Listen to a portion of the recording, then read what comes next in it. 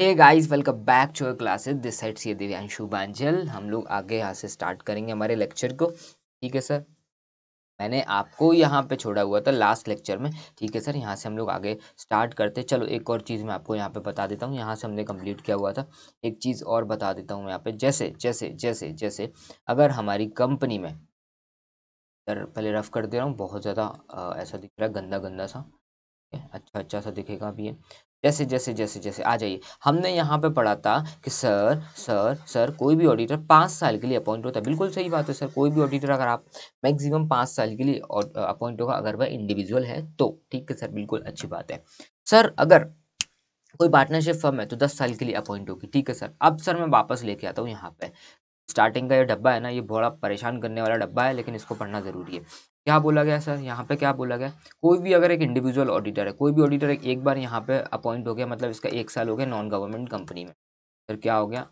Pen नहीं चल रहा है मेरा, एक सेकंड रुकिएगा। चल गया चल गया चल गया। सर अगर एक बार ऑडिटर एक साल के लिए यहाँ पे अपॉइंट हो गया, और अब यहाँ पे बोला गया पहले एजीएम से अपॉइंट होगा 6 एजीएम तक, मतलब 5 ईयर्स के लिए यहाँ पे अपॉइंट होगा। लेकिन हमारा लॉ क्या कहता है? कोई भी ऑडिटर 5 साल से ज़्यादा अपॉइंट नहीं हो सकता एक कंपनी में। तो क्या करना जाएगा? अगर सेम ऑडिटर अगर आप अपॉइंट कर रहे हो, जो पहला ऑडिटर एक बार यहाँ पे अपॉइंट किया, अब उसी को ही आप अपॉइंट कर रहे हैं, तो बोला गया है कि भाई आप सिर्फ 4 साल ही अपॉइंट हो सकता है, क्योंकि रूल बोलता है कि आप एक कंपनी में 5 साल अपॉइंट हो सकते हैं। तो अगर आप एक बार यहाँ अपॉइंट हो गए तो आप बाकी के 4 साल आप यहाँ पे अपॉइंट हो सकते हो, उसके बाद आप डिस्क्वालीफाइड हो जाओगे। फिर उनको पांचवी जो एजीएम होगी, यहाँ पे बोला छठवीं एजीएम, तो पांचवी एजीएम पे नया ऑडिटर फिर से अपॉइंट कर लेंगे। सिंपल सा मैटर है, ये चीज बोला गया। लेकिन अगर दूसरा केस बड़ा सिंपल है, पढ़ा दिया गया, फिर भी एक बार देखो कि अगर मान के चलो एक बार ऑडिटर, पेन नहीं चल रहा है, एक सेकेंड रुको। हाँ, अगर एक बार ऑडिटर यहाँ पे अपॉइंट हुआ, फिर हम यहाँ पे नया ऑडिटर लेके आए, सब्सिक्वेंट ऑडिटर कौन है? नया ऑडिटर है, तो वो 5 साल के लिए अपॉइंट हो सकता है, कोई दिक्कत नहीं है। सिंपल सा मैटर है। अगर कोई पार्टनरशिप फर्म है, पार्टनरशिप फर्म एक बार यहाँ पे अपॉइंट हो गई, ठीक है, तो अब ये 9 साल तक के लिए अपॉइंट हो सकती है, मतलब इन टोटलिटी देखेंगे मैक्सिमम 10 साल तक के लिए पार्टनरशिप फर्म अपॉइंट हो सकती है। ठीक है सर, ये चीज़ हमारी रह गई थी, तो मैंने यहाँ पे भी आपको कवर कर दिया। चलो वापस आ जाओ, वापस आ जाओ, वापस आ जाओ। ठीक है, अब हमको यहाँ से स्टार्ट करना है भैया सेक्शन 140 से। सेक्शन 140 क्या कहता है? रिमूवल और रेजिग्नेशन ऑफ ऑडिटर। सर एक इसका क्वेश्चन भी आया हुआ है, तो अपने को याद भी रखना है सर। ठीक है सर, क्वेश्चन भी आया हुआ है। कब आया सर? जून 19 में आया हुआ है, जून 23 में 8 मार्क्स का आया हुआ है क्वेश्चन।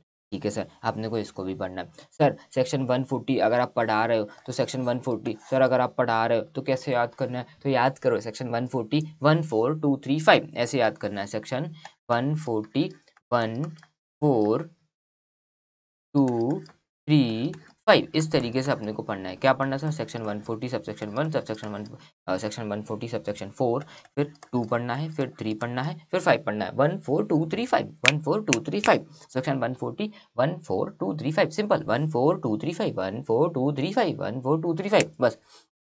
सेक्शन 140 सबसेक्शन 1 क्या कहता है? 1 क्या बोलता है? अगर किसी ऑडिटर को निकालना है बीच में, एक फाइनेंशियल ईयर पूरे साल भर के लिए अपॉइंट होगा, या फिर वो 5 साल के लिए अपॉइंट होगा, मेरे को बीच में निकालना है। अप्रैल काम किया, मई काम किया, जून काम किया, जुलाई काम किया, फिर मज़ा नहीं आ रहा है यार, कंपनी बोल रही है अच्छा नहीं काम कर रहा है यार, क्या करें, इसको निकालते हैं। तो कौन निकाल सकता है? बोर्ड ऑफ डायरेक्टर निकाल सकता है। सर बोर्ड ऑफ डायरेक्टर कौन होता है? पहले मेरी बात सुनो सर, यहाँ पे सुनाता हूँ मैं। एक होता है हमारा शेयर होल्डर। ठीक है, इसने क्या दिया? इन्वेस्टमेंट दी। क्या दिया सर? इसने पैसा लगाया मालिक। फिर कौन आएगा? हमारा बोर्ड ऑफ डायरेक्टर, बीओडी, जिसको मैं प्यार से बोलता हूँ बोर्ड ऑफ डायरेक्टर, बीओडी। इसमें कौन होगा? मैंने इसमें होगा, सॉरी, हमारे डायरेक्टर्स वगैरह होंगे। हमारे कौन होंगे? डायरेक्टर होंगे। डायरेक्टर हो गया, मैनेजिंग डायरेक्टर हो गया, एक्सेट्रा एक्सेट्रा, जनरल डायरेक्टर हो, जो भी होंगे, ये डायरेक्टर्स होंगे, ये डायरेक्टर्स होंगे। फिर इसके नीचे कौन आता है? मैनेजमेंट। मैनेजमेंट होता है। मैनेजमेंट काम क्या करता है? काम करता है भाई, काम करता है। बोर्ड ऑफ डायरेक्टर बोलेगा भाई अपने को चॉकलेट बनाना है, तो मैनेजमेंट चॉकलेट बनवाएगा। किससे बनाएगा? इसके एम्प्लॉय से बनाएगा। ठीक है, ये हायरार्की होती है, सिंपल है। अब बोर्ड ऑफ डायरेक्टर क्या करेगा? हमारे सारे डिसीजन से लेकर क्या करना है, क्या नहीं करना, कैसे करना है, कैसे नहीं करना। शेयर होल्डर क्या करते हैं? बैलेंस शीट हो गया, प्रॉफिट एंड लॉस अकाउंट हो गया, इन सब चीज़ों को लास्ट में चेक करते। कब करते? एनुअल जनरल मीटिंग में, या फिर एक्स्ट्रा ऑर्डिनरी जनरल मीटिंग होगी तो वहाँ पे ऑडिटर को अपॉइंट करना है, फिर हटाना है, वो सारे काम करता है। सेक्शन 115 ध्यान आया? ऑडिटर को अपॉइंट करना है, ऑडिटर को हटाना है, डायरेक्टर को अपॉइंट करना है, डायरेक्टर को हटाना है। याद आया? हाँ जी सर, याद आया, याद आया, याद आया। ठीक है सर। तो सेक्शन 140 सबसेक्शन 1 क्या बोलता है, हम ऑडिटर को रिमूव कर रहे हैं, बीच में कौन हटाएगा, बोर्ड ऑफ डायरेक्टर्स हटाएंगे। बोर्ड ऑफ डायरेक्टर क्या करेंगे, बोर्ड ऑफ डायरेक्टर मतलब डायरेक्टर्स होते हैं, वो क्या करते हैं, मीटिंग करते हैं, ठीक है। मीटिंग में क्या करते हैं, एक रेजोल्यूशन पास करते हैं। मैंने आपको बताया था रेजोल्यूशन है, आपको मैंने स्पेशल रेजोल्यूशन बताया था, 75% वोट फेवर में होंगे तो पास होगा। एक होता है ऑर्डिनरी रेजोल्यूशन, कब पास होगा, 51% अगर वोट फेवर में होंगे तो पास होगा, बताया था। वो किसके लिए था सर, जनरल मीटिंग के लिए था। किसके लिए था सर, जनरल मीटिंग के लिए था, शेयर होल्डर के लिए था। अब मैं बात कर रहा हूँ बोर्ड ऑफ डायरेक्टर के लिए। ये जो बोर्ड ऑफ डायरेक्टर है ना, इसको सिर्फ बोर्ड रेजोल्यूशन पास करना होता है, मतलब सिर्फ 51% डायरेक्टर ने हाँ बोला, फेवर में वोट दिया तो वो पास हो जाएगा, ठीक है। जनरल मीटिंग किसके लिए होता है सर, शेयर होल्डर्स के लिए होता है। ये दिखा है ना, जनरल मीटिंग इसके लिए होगा। इसके पास है OR ऑर्डिनरी रेजोल्यूशन, और दूसरा क्या है, स्पेशल रेजोल्यूशन, ठीक है। अब ये बोर्ड ऑफ डायरेक्टर की बात करूँ, इनकी भी मीटिंग होती है। इनकी मीटिंग में क्या है, 51% आप वोटिंग पावर दे दो, मतलब रेजोल्यूशन पास करो, इसको बोलते हैं सिर्फ रेजोल्यूशन पास करो। तो आप कोई भी चीज़ को क्या कर सकते हो, फेवर में डालना है तो आप एक बार रेजोल्यूशन पास करो, मतलब 51% वोट फेवर में गए तो वो चीज़ आपकी अप्रूव हो गई, ठीक है। तो इन्होंने क्या बोला, अगर अपने को रिमूव करना ऑडिटर को बीच में से, पूरे साल के बीच में से, तो आपको क्या करना पड़ेगा, बोर्ड रेजोल्यूशन पास करना पड़ेगा। बोर्ड मीटिंग में आप अपने एक रेजोल्यूशन पास करो, मतलब board of director 51% board of directors ने बोला कि हाँ भाई इसको निकालना है, ठीक है, ये पास हो गया। पास हो गया तो आपको सीजी मतलब सेंट्रल गवर्नमेंट, रखो लो इसको, लिख लो कि सीजी मतलब क्या, apply to CG, central government को अप्लाई करेंगे।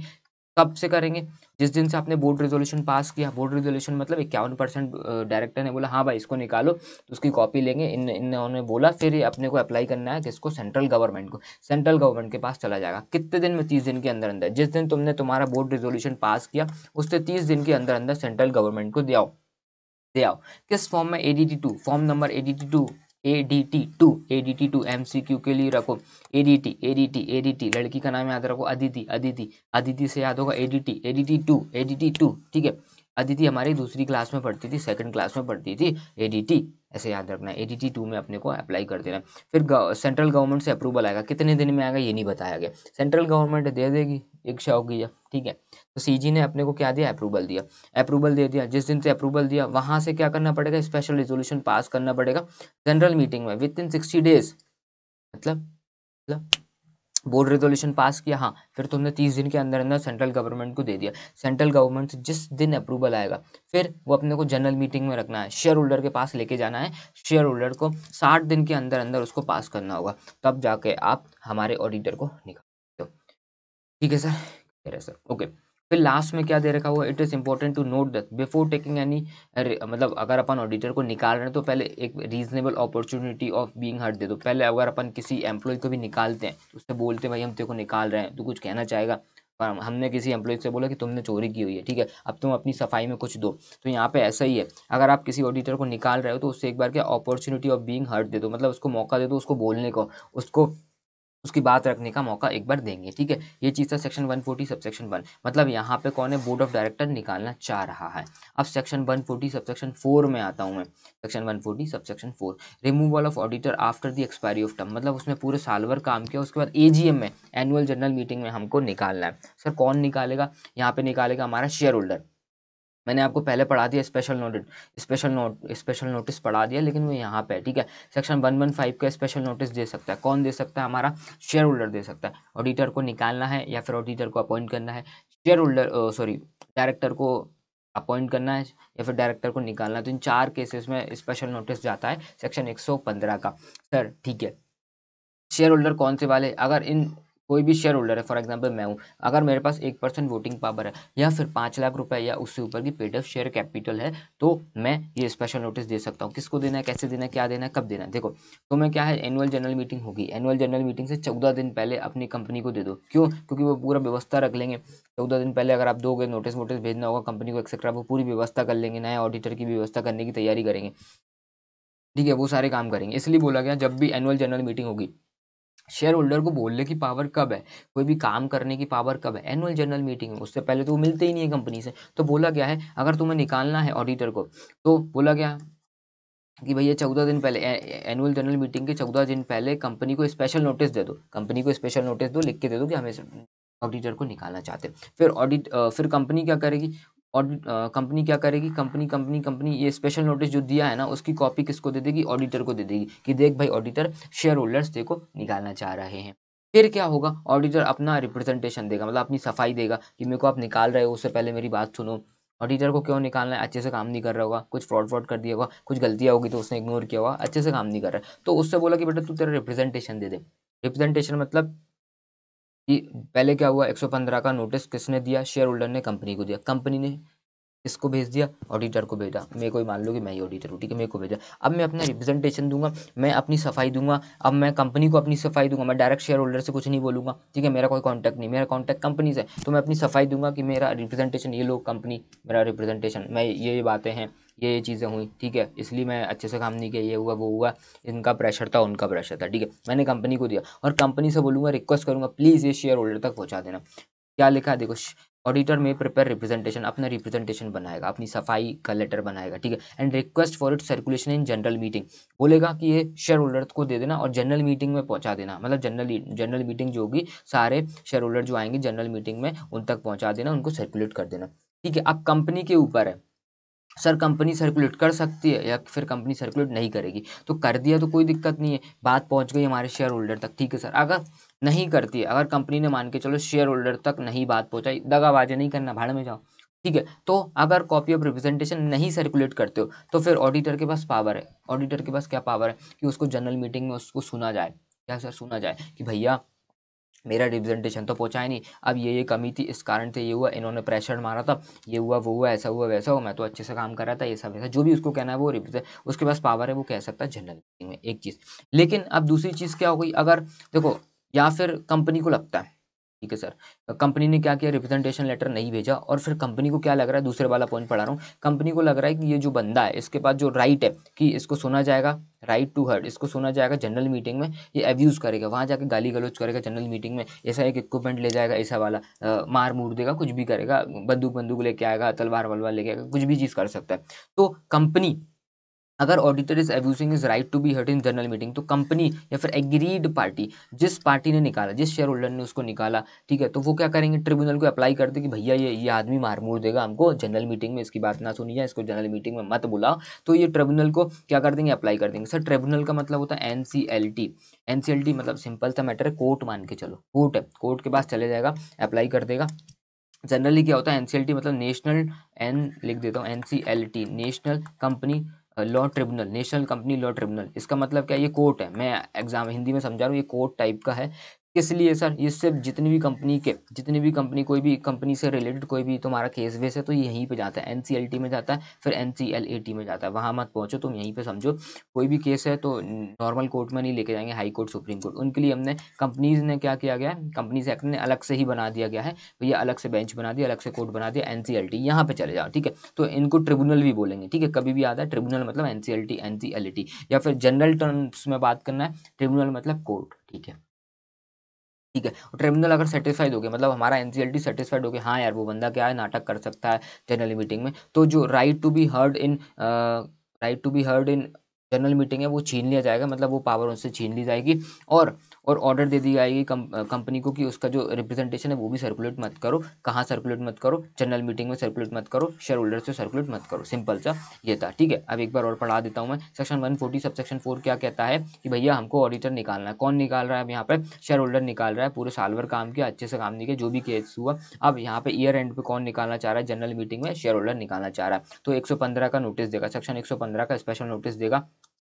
115 का स्पेशल नोटिस देगा, दे दिया, 14 दिन पहले देना पड़ेगा एजीएम से, एनुअल जनरल मीटिंग से 14 दिन पहले कंपनी को दिया, फिर कंपनी ने वही लेटर किसको दे दिया, ऑडिटर को भेजा, ऑडिटर फिर अपना रिप्रेजेंटेशन देगा, सफाई देगा, ठीक है। अब रिक्वेस्ट करेगा कंपनी से कि मेरा जो रिप्रेजेंटेशन है अब हमारे मेंबर्स तक पहुंचा दो, ठीक है, ठीक है, और कंपनी ने पहुंचा दिया तो ठीक है, कोई दिक्कत नहीं, नहीं पहुंचाया तो ऑडिटर के पास राइट है कि उसको सुना जाएगा जनरल मीटिंग में, ठीक है। अब हुआ क्या या तो फिर कंपनी को लगता है या फिर कोई एग्रीड पार्टी जो शेयर होल्डर इसको निकालना चाह रहा है उसको लगता है कि अरे मार मूर देगा, गाली गलौज करेगा, कुछ भी करेगा, अनड्यू इन्फ्लुएंसेस करेगा, कुछ भी करेगा ऑडिटर, तो ये चले जाएंगे पहले ही दौड़ते दौड़ते किधर चले जाएंगे, एनसीएलटी के पास चले जाएंगे, मतलब कोर्ट में चले जाएंगे, मतलब ट्रिब्यूनल में चले जाएंगे। ठीक है, बोलेंगे भैया रिक्वेस्ट करेंगे कि ट्रिब्यूनल प्लीज इसका जो राइट है कि इसको हम जनरल मीटिंग में सुनेंगे, या फिर इसकी जो रिप्रेजेंटेशन है सभी मेंबर्स तक पहुंचाना है, या फिर शेयर जनरल मीटिंग में इसकी जो रिप्रेजेंटेशन बांटना है, देना है, तो वो प्लीज वो राइट उसको रोको, क्योंकि ये दिमाग खराब करेगा। तो वो ट्रिब्यूनल के पास राइट है, रोकना चाहे तो रोक सकता है, राइट से वापस ले सकता है। बस ठीक है, इतना पढ़ना था सर। सर हो गया हो गया हो गया हो गया हो गया 142। ठीक है, सेक्शन 140 सब सेक्शन 14। अब ये 2 पढ़ा रहा हूँ। 2 में क्या है भाई, 2 में क्या है, रिजाइन करके खुद जा रहा है ऑडिटर, खुद जा रहा है। पहले तो बोर्ड ऑफ डायरेक्टर भगा रहा था, ठीक है, फिर शेयर होल्डर भगा रहा था, अब फिर ऑडिटर खुद जा रहा है, खुद जा रहा है। तो बोला गया ऑडिटर क्या कर रहा है भाई, खुद रिजाइन करके जा रहा है। चलेगा, लेकिन 30 दिन के अंदर अंदर एक फॉर्म ADT3 फाइल कर देना। किसको, कंपनी को दे देना। एक ADT3 फॉर्म है, वो कंपनी को फिल कर देना। जिस दिन तुम जा रहे हो उससे 30 दिन के अंदर अंदर ADT3 फॉर्म जो होता है कंपनी को दे देना, प्लस ROC को दे देना। ROC का मतलब रजिस्ट्रार ऑफ कंपनी, मतलब जैसे तुम्हारा, मैंने कल परसों भी समझाया था शायद, तो 1-2 लेक्चर पहले समझाया था, जैसे हम प्रॉपर्टी रजिस्टर कराते तो रजिस्ट्रार के पास जाते, तो MP का, हमारे स्टेट का अलग रजिस्ट्रार होता है, सॉरी स्टेट का बोल रहा हूँ, इसका हमारे जिले को क्या बोलते हैं, डिस्ट्रिक्ट, डिस्ट्रिक्ट का अलग रजिस्ट्रार होता है, हर एक डिस्ट्रिक्ट के अलग अलग रजिस्ट्रार होते हैं। ऐसे ही जब कंपनी को हम रजिस्टर करते हैं तो हर एक स्टेट का अलग अलग रजिस्ट्रार होता है, उसके अंडर में होता है, सारे काम ऑनलाइन होते हैं। ठीक है, तो ये तुम अगर छोड़ के जाते हो तो 30 दिन के अंदर अंदर ADT3 में कंपनी को अपना एक फॉर्म दे दो कि हम जा रहे हैं, बाय बाय अलविदा। ठीक है, और ROC को दे दो। अगर तुम्हारी कंपनी में कौन है, C&AG है, तो गवर्नमेंट कंपनी में C&AG होता है। C&AG मतलब कंप्ट्रोलर एंड ऑडिटर जनरल। अगर तुम्हारी कंपनी में C&AG है तो फिर आप उसको भी क्या दे दो, अपना लेटर दे दो। उसमें लिखोगे क्या, इंडिकेट करो रीजन कि मैं क्यों छोड़ के जा रहा हूँ, प्लस अदर रिलीवेंट फैक्ट। ठीक है, हम क्यों छोड़ के जा रहे हैं वो चीज़ अपने को रखना है। MCQ के लिए बहुत इंपॉर्टेंट है। 30 दिन के अंदर, 30 दिन के अंदर, 30 दिन के अंदर याद रखो। फिर है 140 सबसेक्शन 3 के पेनल्टी फॉर नॉन कंप्लाइंस। अगर ये जो ऊपर वाला सेक्शन है, ऑडिटर क्या है, ऐसा ही चला गया, ऐसा ही चला गया बिना कुछ बताए, तो बोला गया 50,000 रुपये की पेनल्टी लगेगी, और रिम्यूनरेशन ऑफ ऑडिटर, जितना उसको रिम्यूनरेशन मिलना था वो इन दोनों में से जो भी लेस है, इन दोनों में से जो लेस अमाउंट है वो इसकी पेनल्टी लग जाएगी। ठीक है, और in case of continuous failure हो रहा है, वो कंटिन्यूस फेलियर हो रहा है, मतलब वो चला गया, 30 दिन भी कंप्लीट हो गया, उसके बाद भी दे ही नहीं रहा, दे ही नहीं रहा, दे ही नहीं रहा, 60 दिन, 70 दिन, 80 दिन जा रहा है, तो बोला गया 500 रुपये पर डे की तुम्हारे ऊपर मैक्सिमम पेनल्टी, वो पर डे की पेनल्टी लगती चली जाएगी रोज के हिसाब से, और मैक्सिमम 2 लाख रुपए तक लगेंगे। पेनल्टी इच्छा हो तो याद करना, नहीं हो तो मत करना, बहुत ज़्यादा इंपॉर्टेंट नहीं है, आने के चांसेस नहीं होते पेनल्टीज। ठीक है, अब मैं सेक्शन 5 पढ़ा रहा हूँ, 140 सबसेक्शन 5, 140 सबसेक्शन 5 क्या बोलता है, सेक्शन 140 सबसेक्शन 5 सर क्या बोलता है, सेक्शन 140 सबसेक्शन 5। चलो आ जाओ, सेक्शन 140 सबसेक्शन 5 करता है removal of auditor by the tribunal, मतलब हमारा ट्रिब्यूनल बोले तो NCLT खुद निकालना चाह रहा है। अभी किस किसने निकाला, ऊपर बैक बैक बैक पीछे जाओ, बोर्ड ऑफ डायरेक्टर ने निकाला, हमारे शेयर होल्डर ने निकाला, फिर तीसरे में मैंने पढ़ा खुद निकल गया। अब उसके बाद पेनल्टी लगी, उसके बाद सेक्शन 5 क्या बोलता है, ट्रिब्यूनल निकाल रहा है, या फिर एप्लीकेशन कर दिया सेंट्रल गवर्नमेंट ने कि यार इस कंपनी का जो ऑडिटर ढंग से काम नहीं कर रहा है, इसको निकालो। ठीक है, या तो ट्रिब्यूनल खुद निकाल रहा है अपनी इच्छा से, या फिर सेंट्रल गवर्नमेंट ने एप्लीकेशन किया किसको, ट्रिब्यूनल को, कि भाई इस बंदे को निकालो, ये फ्रॉड के काम कर रहा है। ठीक है, फ्रॉड वगैरह का काम कर रहा है, इसको निकालो। फ्रॉड किया किस में किया, इन रिलेशन टू कंपनी में फ्रॉड किया, डायरेक्टर से रिलेटेड फ्रॉड किया, या फिर ऑफिसर मिल के फ्रॉड किया, फिर इनके साथ मिल के फ्रॉड किया, फिर इनसे फ्रॉड किया, कुछ भी किया हुआ इनको निकालो। ट्रिब्यूनल खुद या फिर सेंट्रल गवर्नमेंट किसको, किसके पास जाएगी, NCLT बोले तो ट्रिब्यूनल के पास रिक्वेस्ट कर देगी। ठीक है, तो जो हमारी ट्रिब्यूनल होगी डायरेक्ट करेगी कंपनी को, ऑर्डर देगी कि भैया इस कंपनी के ऑडिटर को निकालो। ठीक है, सिंपल है, निकाल दिया गया।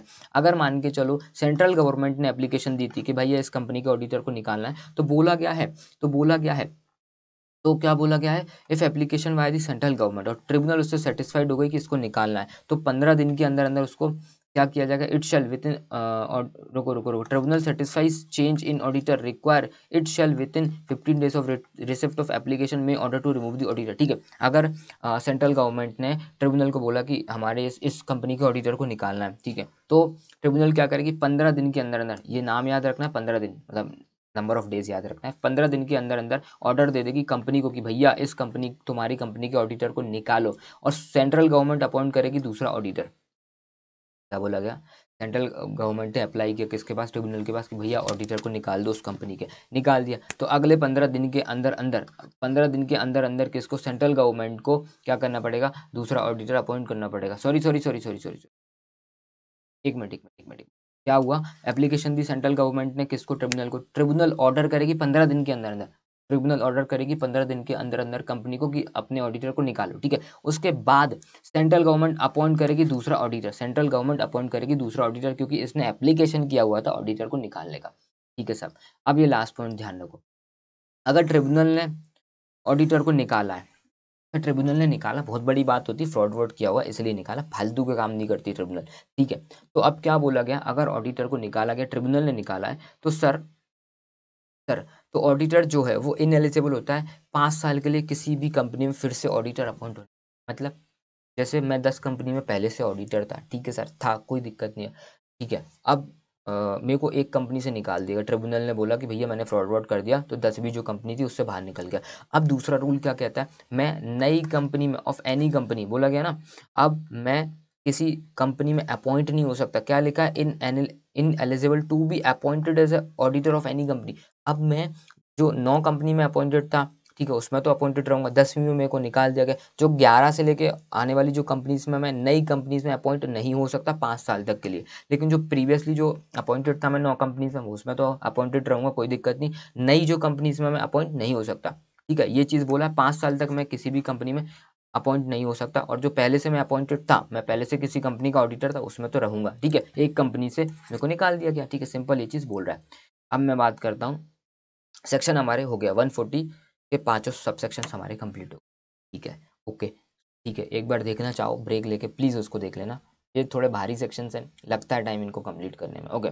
चलो अब मैं एक बहुत इंपॉर्टेंट सेक्शन पढ़ा, बहुत इंपॉर्टेंट सेक्शन पढ़ाता हूँ, बहुत इंपॉर्टेंट सेक्शन पढ़ाता हूँ, इसमें कलर चेंज करूंगा हमारे हाईलाइटर का, रेड लेते हैं, ठीक है, red red red. Section 141, section 141 क्या कहता है, eligibility, qualification, disqualification of auditor. मतलब एलिजिबिलिटी मतलब मैं किसको ऑडिटर बनाऊंगा, कंपनी एक्ट 2013 बोलता है कौन होगा हमारा ऑडिटर, कौन होगा, सीए होगा, सीए होगा, सीए होगा। तो इस पे क्वेश्चन भी आया हुआ है, इंपॉर्टेंट है भाई, जून 17 में 7 मार्क का क्वेश्चन आया हुआ है, ऑडिटर कौन होगा कंपनी का। तो सेक्शन 141 सब सेक्शन 1 में बता दिया गया eligibility of statutory auditor, eligibility कौन होगा ऑडिटर, तो बोला गया इंडिविजुअल होगा। कौन सा इंडिविजुअल, इंडिविजुअल मतलब होता है इंसान, मतलब इंडिविजुअल, यार तुम्हें भी पता है इंडिविजुअल, तुम हो मैं हूँ, ठीक है, इंडिविजुअल हो सकता है। दूसरी चीज़ है पार्टनरशिप फॉर्म हो सकता है, सिर्फ 2 ही लोग ऑडिट कर सकते हैं, स्टैट्यूटरी ऑडिट कर सकते हैं, कौन, इंडिविजुअल कर सकता है और पार्टनरशिप फॉर्म कर सकती है, बस 2 चीज़, ठीक है सर, ठीक है। फिर तीसरी चीज़ क्या बोला गया, इंडिविजुअल अगर है तो वो कौन होना चाहिए, सीए होना चाहिए, मतलब चार्टर्ड अकाउंटेंट के लिए ही बोला गया कि वह ऑडिट कर सकता है, ठीक है सर। पानी पियो, है ना, ठंडा ठंडा चिल्ड चिल्ड।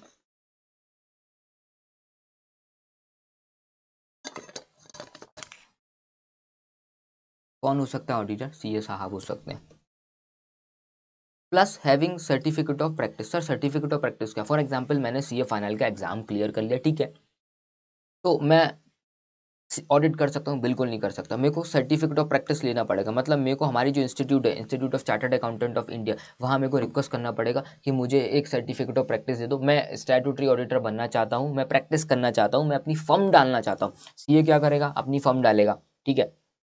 तो अपने को रिक्वेस्ट करना पड़ेगा इंस्टीट्यूट से, institute of chartered accountant of India से, कि मेरे को सर्टिफिकेट ऑफ प्रैक्टिस का एक सर्टिफिकेट दे दो प्रैक्टिस का, अगर अपन हिंदी करें इस चीज़ की, सर्टिफिकेट दे दो प्रैक्टिस का, मैं अपनी प्रैक्टिस जमाना चाह रहा हूँ। तो अगर मेरे पास सीओपी है तो मैं क्या बन सकता हूँ, स्टैट्यूटरी ऑडिट बन सकता हूँ, मैं सीए प्लस सीओपी है मेरे पास, इतना ध्यान रखना। फिर पार्टनरशिप फर्म की बात करते हैं, तो उसमें क्या बोला गया कि मेजोरिटी पार्टनर्स कौन होने चाहिए, सीए होना चाहिए, कौन होना चाहिए, सीए होना चाहिए, और उनके पास सीओपी होना चाहिए, ठीक है। अब मेजोरिटी पार्टनर्स की अगर मैं बात करता हूँ, जैसे 4 सीए हैं, ठीक है, अब उसमें 2 सीएस भी आ गए, 6 लोगों ने अपनी पार्टनरशिप फर्म बना ली, मेजोरिटी लोग कौन है, सीए हैं, ठीक है, 4 सीए हैं, तो ये लोग कर सकते हैं। अगर मैं एग्जांपल दूं, 2 सीए हैं और 4 कंपनी सेक्रेटरी हैं, तो ये पार्टनरशिप फर्म इन्होंने बना ली, तो क्या है, स्टैट्यूटरी ऑडिट कर सकते हैं, बिल्कुल नहीं कर सकते। ये इंडिविजुअल कैपेसिटी में कर सकते हैं, इंडिविजुअली, फॉर एग्जाम्पल मैं हूँ, मैं अपनी कैपेसिटी में कर सकता हूँ, इंडिविजुअल हूँ तो कर सकता हूँ, लेकिन अगर मैं किसी पार्टनरशिप फर्म के साथ एसोसिएटेड हूँ तो वो 2 चीज़ होती, एक तो मैं इंडिविजुअल हूँ, मेरी खुद की कंपनी है, दिव्यांशु बांजल कंपनी करके मैंने खुद की कंपनी बना ली, ठीक है, मतलब कंपनी मतलब है कि सीओपी ले ली, सर्टिफिकेट ऑफ प्रैक्टिस लिया, सीए दिव्यांशु बांजल के नाम से, इंडिविजुअल के नाम से। अब मैंने क्या किया हुआ है, मैं पार्टनरशिप फर्म में भी अपना एक पार्टनर हूँ, ठीक है। अब उस पार्टनरशिप फर्म में दो सीए, एक मैं हूँ और एक तुम हो, अपन दोनों लेक्चर देख रहे हैं, तुम देख रहे हो मैं पढ़ा रहा हूँ, मैं हूँ और तुम सीए हो, ठीक है, तुम हो उसमें पार्टनर है, और तीन सीएस हैं, कोई तीन सीएस है, तो अगर अपन पार्टनरशिप फर्म को देखें तो पार्टनरशिप फर्म ऑडिट नहीं कर सकती क्योंकि उसमें मेजोरिटी मेंबर्स नहीं है सीए। लेकिन अगर इंडिविजुअली अगर मैं जाऊँ दिव्यांशु बांजल एंड कंपनी के नाम से अगर मैं ऑडिट करने जाऊँ तो मैं कर सकता हूँ, सिंपल है, क्योंकि मैं इंडिविजुअल हूँ, कोई दिक्कत नहीं है, इस तरीके से बोला गया है। चलो सर, ये एलिजिबिलिटी हमारी कंप्लीट हो गई कि कौन ऑडिट कर सकता है, स्टैट्यूटरी ऑडिट कौन कर सकता है। ऐसे ही कंपनीज एक्ट में क्या कॉस्ट ऑडिट के बारे में कुछ चीज़ें बताइए कि कॉस्ट ऑडिट कौन कर सकता है, सीएमए कर सकता है, ठीक है, वो अपन आगे बढ़ेंगे, ठीक है। अब बात करते हैं तुम्हारी जो ऑडिट रिपोर्ट है, तुम जो रिपोर्ट अपन बनाएंगे उसको साइन कौन कर सकता है, ठीक है। सेक्शन 141 सब सेक्शन 2 में बोला गया ऑडिट की रिपोर्ट को साइन कौन करेगा, who can sign the audit report, कौन साइन करेगा। अगर इंडिविजुअल अपॉइंटेड हुआ है, अगर मैं अपॉइंट हुआ तो मैं ही साइन करूंगा। अगर पार्टनरशिप फॉर्म अपॉइंट हुई है, पार्टनरशिप फर्म अपॉइंट हुई है तो उसमें बोला गया जो ऑडिट कोई भी करे कोई दिक्कत नहीं है, उसमें पार्टनरशिप फर्म में कोई भी ऑडिट कर सकता है, मतलब सीए कर सकता है प्लस उसके बाद सीओपी होना चाहिए, वो कर देगा ऑडिट। साइन कौन कर सकता है, कोई भी पार्टनर साइन कर सकता है, मतलब उसके बाद सीए होना चाहिए प्लस सीओपी होना चाहिए, वो साइन कर सकता है। सर ऐसा हो सकता है क्या, फॉर एग्जाम्पल मैं सीओ हूँ प्लस सीओपी मेरे पास है, तुम भी सीए हो सीओपी तुम्हारे पास है, अपन दोनों क्या है एक पार्टनरशिप फर्म है, ठीक है। मैंने ऑडिट किया, मैंने सारी चीज़ें की, क्या तुम साइन कर सकते हो, हाँ जी बिल्कुल कर सकते हो, क्योंकि लॉ क्या बोलता है सीए प्लस सीओपी होना चाहिए, कोई भी पार्टनर साइन कर सकता है। तो देखो सीए प्लस सीओपी है, can act and sign on behalf of firm, firm के बिहाफ पे अपन एक्ट कर सकते हो, फर्म के बिहाफ पे अपन साइन कर सकते हैं, सिंपल सा मैटर है, मतलब सीए प्लस सीओपी चाहिए, काम हो जाएगा, ठीक है। अब बात करते हैं सेक्शन 141 सब सेक्शन 3, एक होता है डिस्क्वालिफिकेशन। ये बहुत इंपॉर्टेंट सेक्शन है, बहुत इंपॉर्टेंट सेक्शन है, ये इंपॉर्टेंट है, बड़ा है, टाइम लगेगा समझने में, थोड़ा सा टाइम लगेगा, लेकिन सब कर लेंगे भाई, टेंशन नहीं लेना, टाइम पास नहीं करना, आराम से पढ़ना, कंसिस्टेंट रहना, ठीक है सर। पानी वानी पी लो, ठीक है, घर पे बात करना है वो कर लो, टाइम पास कर लो, टीवी वगैरह देख के आ जाओ, चिप्स वगैरह खा के आ जाओ, खाना खा के आ जाओ, पानी पी के आ जाओ, ठीक है, जूस वूस पी के आ जाओ, जो करना है वो करके आओ, बट आ जाओ, है ना। पॉज करना है वीडियो पॉज करो, अब पढ़ेंगे आराम से शांति से, बहुत स्लो लेके जाऊंगा गाड़ी। Disqualification on the date of appointment, मैं सीए प्लस सीओपी है मेरे पास, सीए हूँ सीओपी है मेरे पास, मैं फिर भी डिस्क्वालीफाइड हो जाऊंगा। किन किन केसेस में मैं डिस्क्वालीफाइड हूँ वो यहाँ पे बताएगा सेक्शन 141 सब सेक्शन 3, बहुत इंपॉर्टेंट है। मैं इंपॉर्टेंट चीज़ें पहले कराता हूँ, ये बहुत इंपॉर्टेंट चैप्टर है, तो वो यहाँ से स्टार्ट करते हैं। सर पेन कॉपी लेके आना, ठीक है सर, पेन कॉपी लेके आना, क्यों सर, मैं लिखवाऊंगा सर, अपने को लिखना है। ये इतनी सारी चीज़ें जो मैं पढ़ा रहा हूँ एग्जाम के एक दिन पहले, आप क्या करेंगे इस चीज़ पे, सर आप एग्ज़ाम के एक दिन पहले सर क्या करेंगे इस चीज़ पे, आपको ये नहीं पढ़ना है, मैं यहाँ पे नोट्स लिखवाऊंगा, एक पन्ना चिपका लेना, वो चीज़ पढ़ के जाना, जल्दी हो जाएगा काम, आपका जल्दी हो जाएगा, इसमें आपको डाउट नहीं आएगा। तो सबसे पहली चीज़ अपने को क्या साथ साथ में लिखना है, लिखते चलो कि भैया पहली चीज़ क्या बोला गया, ए बॉडी कॉर्पोरेट, ये इनएलिजिबल है, body corporate, body corporate audit कभी नहीं कर सकता, मतलब कंपनी कंपनी कभी ऑडिट नहीं कर सकती, क्या सर, कंपनी कभी ऑडिट नहीं कर सकती, पहली चीज़ है ये डिस्क्वालिफिकेशन है कि भैया कौन कौन लोग हैं जो डिस्क्वालीफाइड है। तो पहली चीज़ इन्होंने क्या बोला, body corporate other than LLP, LLP मतलब limited liability partnership, limited liability partnership को यहाँ पे कवर कर देना, यहाँ पे कवर कर देना, लिमिटेड लाइबिलिटी पार्टनरशिप को यहाँ पे कवर कर देना, मतलब पार्टनरशिप फर्म हो या फिर लिमिटेड लाइबिलिटी पार्टनरशिप फर्म हो, वो ऑडिट कर सकती है, ठीक है सर, बिल्कुल सही बात है। पहली चीज़ है क्या, बॉडी कॉर्पोरेट ऑडिट नहीं कर सकती। फिर दूसरी चीज़ क्या आती है हमारी सर, सर क्या आती है, ये बनाते जाना डायग्राम वगैरह, ठीक है। ऑफिसर और एम्प्लॉय ऑफ द कंपनी, क्या सर, ऑफिसर और एम्प्लॉय ऑफ द कंपनी ये ऑडिट नहीं कर सकते, यहाँ पे आप क्रॉस लगा दो, क्या बोला गया सर, ऑफिसर ऑफ, यहाँ लिखते हैं ऑफिसर, ऑफिसर को डब्बे में बंद करो, ऑफिसर या फिर एम्प्लॉय, स्लैश लगा के लिख दो एम्प्लॉय,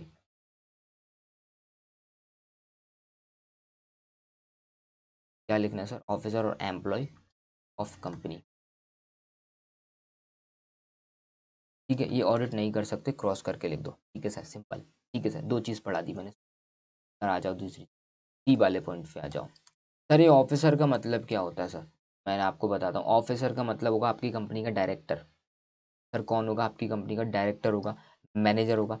केएमपी क्या होता है वो बताता हूँ, other person in whose direction directors are accustomed to act. Sir officer का मतलब क्या, सर ऑफिसर का मतलब क्या, ऑफिसर मतलब कंपनी के ऊपर रैंक पे बैठे हुए बंदे, कौन, डायरेक्टर, मैनेजर, ठीक है।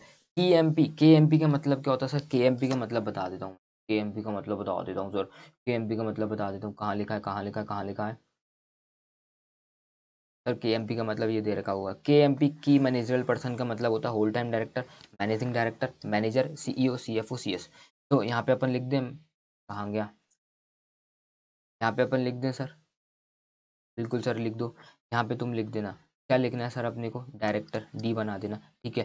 फिर ऐसा गोला में बंद कर देना, फिर आपको गोला बना दिया, पहले रुक जाओ रुक जाओ रुक जाओ,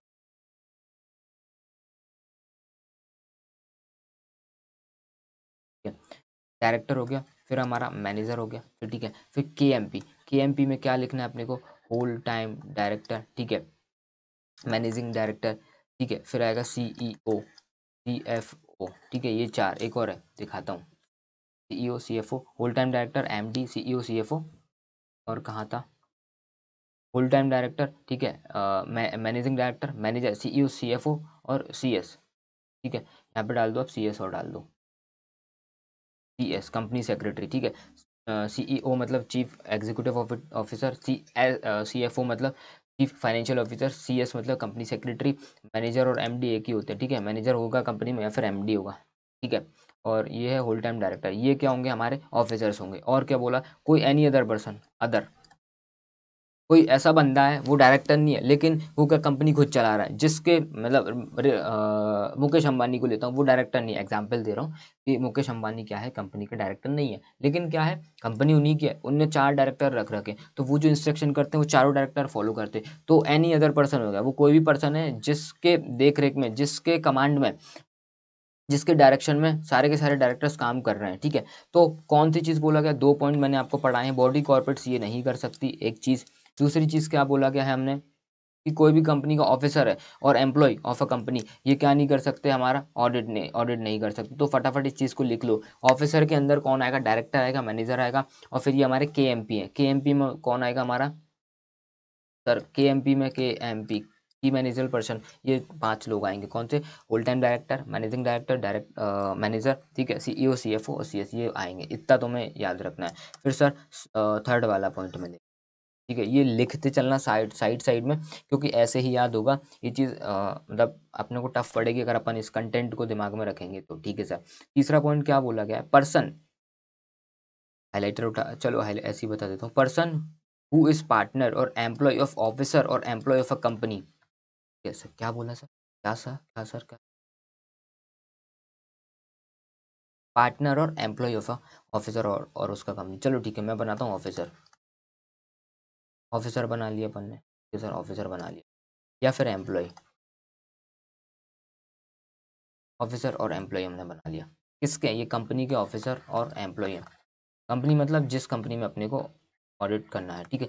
ये तो मैंने ऊपर भी बताया था कि ये लोग तो ऑडिट नहीं कर सकते, ठीक है। अब इन्होंने क्या बोला, इनमें से किसी के भी कौन, ऑफिसर का कौन पार्टनर, ऑफिसर का पार्टनर या फिर एम्प्लॉय का कोई पार्टनर है, या फिर ऑफिसर का एम्प्लॉय, ये भी ऑडिट नहीं कर सकते, ठीक है। अभी ऑफिसर और एम्प्लॉय ऑफ अ कंपनी ये तो ऑडिट कर ही नहीं सकते, लेकिन ऑफिसर का कौन पार्टनर, ऑफिसर का कोई पार्टनर है, ऑफिसर का पार्टनर मतलब मैं कंपनी का ऑफिसर हूँ, मतलब मैं कंपनी में कौन हूँ, डायरेक्टर हूँ, मैनेजिंग डायरेक्टर हूँ, कुछ भी हूँ, ठीक है। तो लेकिन मेरी एक फर्म है, मैं CA हूँ, ठीक है, मैं डायरेक्टर बन सकता हूँ, इंडिपेंडेंट डायरेक्टर बन सकता हूँ, कोई दिक्कत नहीं, बन सकता, मैं CA हूँ, तो मेरी कोई दूसरी फर्म है, तो मेरा पार्टनर हो गया, ठीक है। तो वो पार्टनर, जो ये जो कंपनी है जिसमें मैं काम कर रहा हूँ उसका ऑडिटर नहीं बन सकता। क्यों नहीं बन सकता, क्योंकि देखो मैं क्या इंडिपेंडेंट तो हूँ नहीं, ठीक है, क्योंकि मैं, मेरे रिलेशन अच्छे होंगे कंपनी में अगर काम कर रहा हूँ, तो मेरा जो पार्टनर होगा वो मेरे कहने पे चलेगा, मतलब यहाँ पे इंडिपेंडेंस का दिक्कत आएगा। और दूसरी चीज़, अगर मैं ऑफिसर हूँ कंपनी में, या तो मेरा एम्प्लॉय,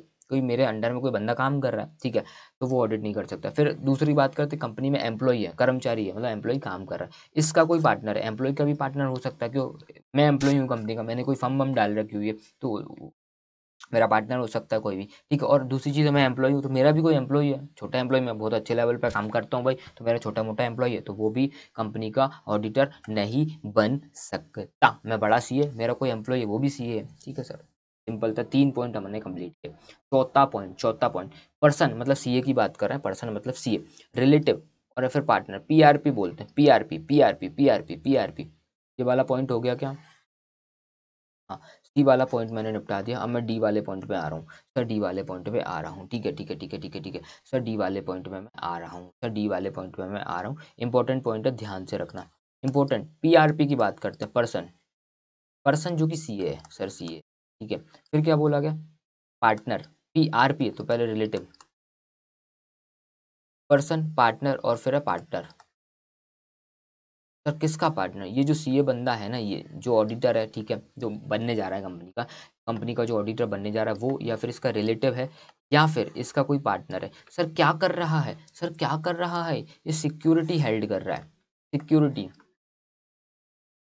सिक्योरिटी मतलब शेयर्स वगैरह हेल्ड किए हुए हैं किस चीज़ में सर, किस चीज़ में, किस चीज़ में, कंपनी में, या फिर कंपनी की होल्डिंग, कंपनी की होल्डिंग कंपनी, या फिर कंपनी की सब्सिडरी कंपनी, या फिर कंपनी की क्या है, एसोसिएट कंपनी। ठीक है, एक दो तीन चार, एक और चीज़ होगी, या फिर इसकी होल्डिंग की सब्सिडरी कंपनी। ये चीज़ ध्यान रखना, ये पांच पांच पैर बनाए हुए मैंने, कंपनी, कंपनी की होल्डिंग कंपनी, कंपनी की सब्सिडरी कंपनी, कंपनी की एसोसिएट कंपनी, या फिर कंपनी, कंपनी की होल्डिंग कंपनी, होल्डिंग की सब्सिडरी कंपनी। सर समझ नहीं आ रहा, धीरे धीरे आएगा, पेशेंस रखना, बहुत आसानी से लेके जा रहा हूँ इस चीज़ को, धीरे धीरे आएगा, समझ नहीं आएगा, धीरे धीरे सबको समझेंगे, टेंशन मत लो। क्या पढ़ा रहा हूँ मैं सर, सर मैं क्या पढ़ा रहा हूँ, देखो पर्सन बोले तो सीए की बात कर रहे हैं, या फिर रिलेटिव है उसका, या फिर पार्टनर, मैंने वहाँ तीनों बंदे छाप दिए। होल्ड करते हैं सिक्योरिटी, सिक्योरिटी मतलब शेयर्स वगैरह कंपनी में होल्ड कर रहे हो। ठीक है, कौन कौन कंपनी में, देखो कंपनी, उसकी एसोसिएट कंपनी, मैंने सामने उसके ए लिखा हुआ है, देखो देखो देखो सारी चीज़ें बताता हुआ चलो। ठीक है, कंपनी, उसके सामने मैंने ए लिखा हुआ है, ए मतलब एसोसिएट कंपनी। ठीक है, फिर उसके बाद फिर ये रहा सब्सिडरी कंपनी, होल्डिंग कंपनी। तो हमारी कंपनी की सब्सिडरी कंपनी, होल्डिंग कंपनी। ठीक है सर, उसके बाद क्या है, subsidiary of such holding company, subsidiary of such holding company. Sir इसका पहले मैं मतलब समझा देता हूँ। क्या बोला गया है कि अगर तुम क्या है, पर्सन हो, तुम पर्सन हो, ठीक है, मतलब मैं सीए हूँ, मैं कंपनी का ऑडिट नहीं कर सकता अगर मैंने सिक्योरिटी होल्ड कर रखी है। किस में हो, सिक्योरिटी शेयर वगैरह परचेस कर रखे, कंपनी में कर रखे, होल्डिंग कंपनी में कर रखे, होल्डिंग की सब्सिडरी में कर लिए, या फिर सब्सिडरी में कर लिया, या फिर कंपनी की एसोसिएट कंपनी में कर लिए। ये पांच टांगे ऑटोमेटिक याद हो जाएंगी, कंपनी ऊपर जाओगे एसोसिएट, सॉरी ऊपर जाओगे तो होल्डिंग कंपनी, नीचे है सब्सिडरी कंपनी, और सामने देखोगे तो एसोसिएट कंपनी, और ऊपर जाओगे होल्डिंग, होल्डिंग की सब्सिडरी। इस तरीके से तुम्हें याद होंगे कि आप सिक्योरिटी अगर तुमने होल्ड की हुई है इन पांचों कंपनी में, तो तुम कंपनी का ऑडिट नहीं कर सकते। लेकिन यहाँ पे कुछ एक्सेप्शन दे रखा हुआ है। एक्सेप्शन क्या दे रखा हुआ है सर, एक एक्सेप्शन है, जो रिलेटिव है 1 लाख रुपए तक सिक्योरिटी होल्ड कर सकता है इन कंपनी। ये एमसीक्यू भी आता है, बहुत बार एमसीक्यू देखा गया है कि क्या क्या क्या क्या क्या क्या एमसीक्यू देखा गया कि एक्सेप्ट करते हैं। एक्सेप्ट बोला गया कि जो हमारा रिलेटिव है, सर रिलेटिव की डेफिनेशन नीचे नीचे पढ़ाऊंगा मैं। सर ये जो रिलेटिव है, क्या दे रखा है, 1 लाख तक, LAKH तक सिक्योरिटी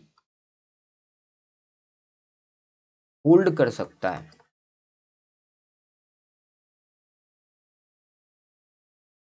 होल्ड कर सकता है कंपनी में। सर टफ जा रहा है क्या, जाने दो बेटा, बस तुम पेशेंस रखते हो, सुन तो लो। यही तो कोर्स है भाई, प्रोफेशनलिटी यही चीज होती है, पेशेंस रख के शांति से सुनते रहो, सुनते रहो, सुनते रहो। At the end of the day याद होगा। मैंने भी तो याद किया भाई, मैं कहाँ से भगवान थोड़ी ना हूँ कि मेरे को सब चीज़ें याद होती है। धीरे धीरे सारी चीज़ याद होती है, बार बार पढ़ने से याद होती है। ये टफ नहीं है चीज़ें, ऑटोमेटिकली मैं लिख के दे रहा हूँ ना तुमको, ये चार चीज़ें पढ़ा दी, ऐसी पांच छह चीज़ और होगी, ऐसे तुम याद करोगे, ऑटोमेटिक याद होगा। ठीक है, चिंता मत करना। ठीक है, बस ये कि तुम लिख लो, अभी तुम बस चुपचाप सुनते रहो, बस इतनी सी तुमसे विनती है।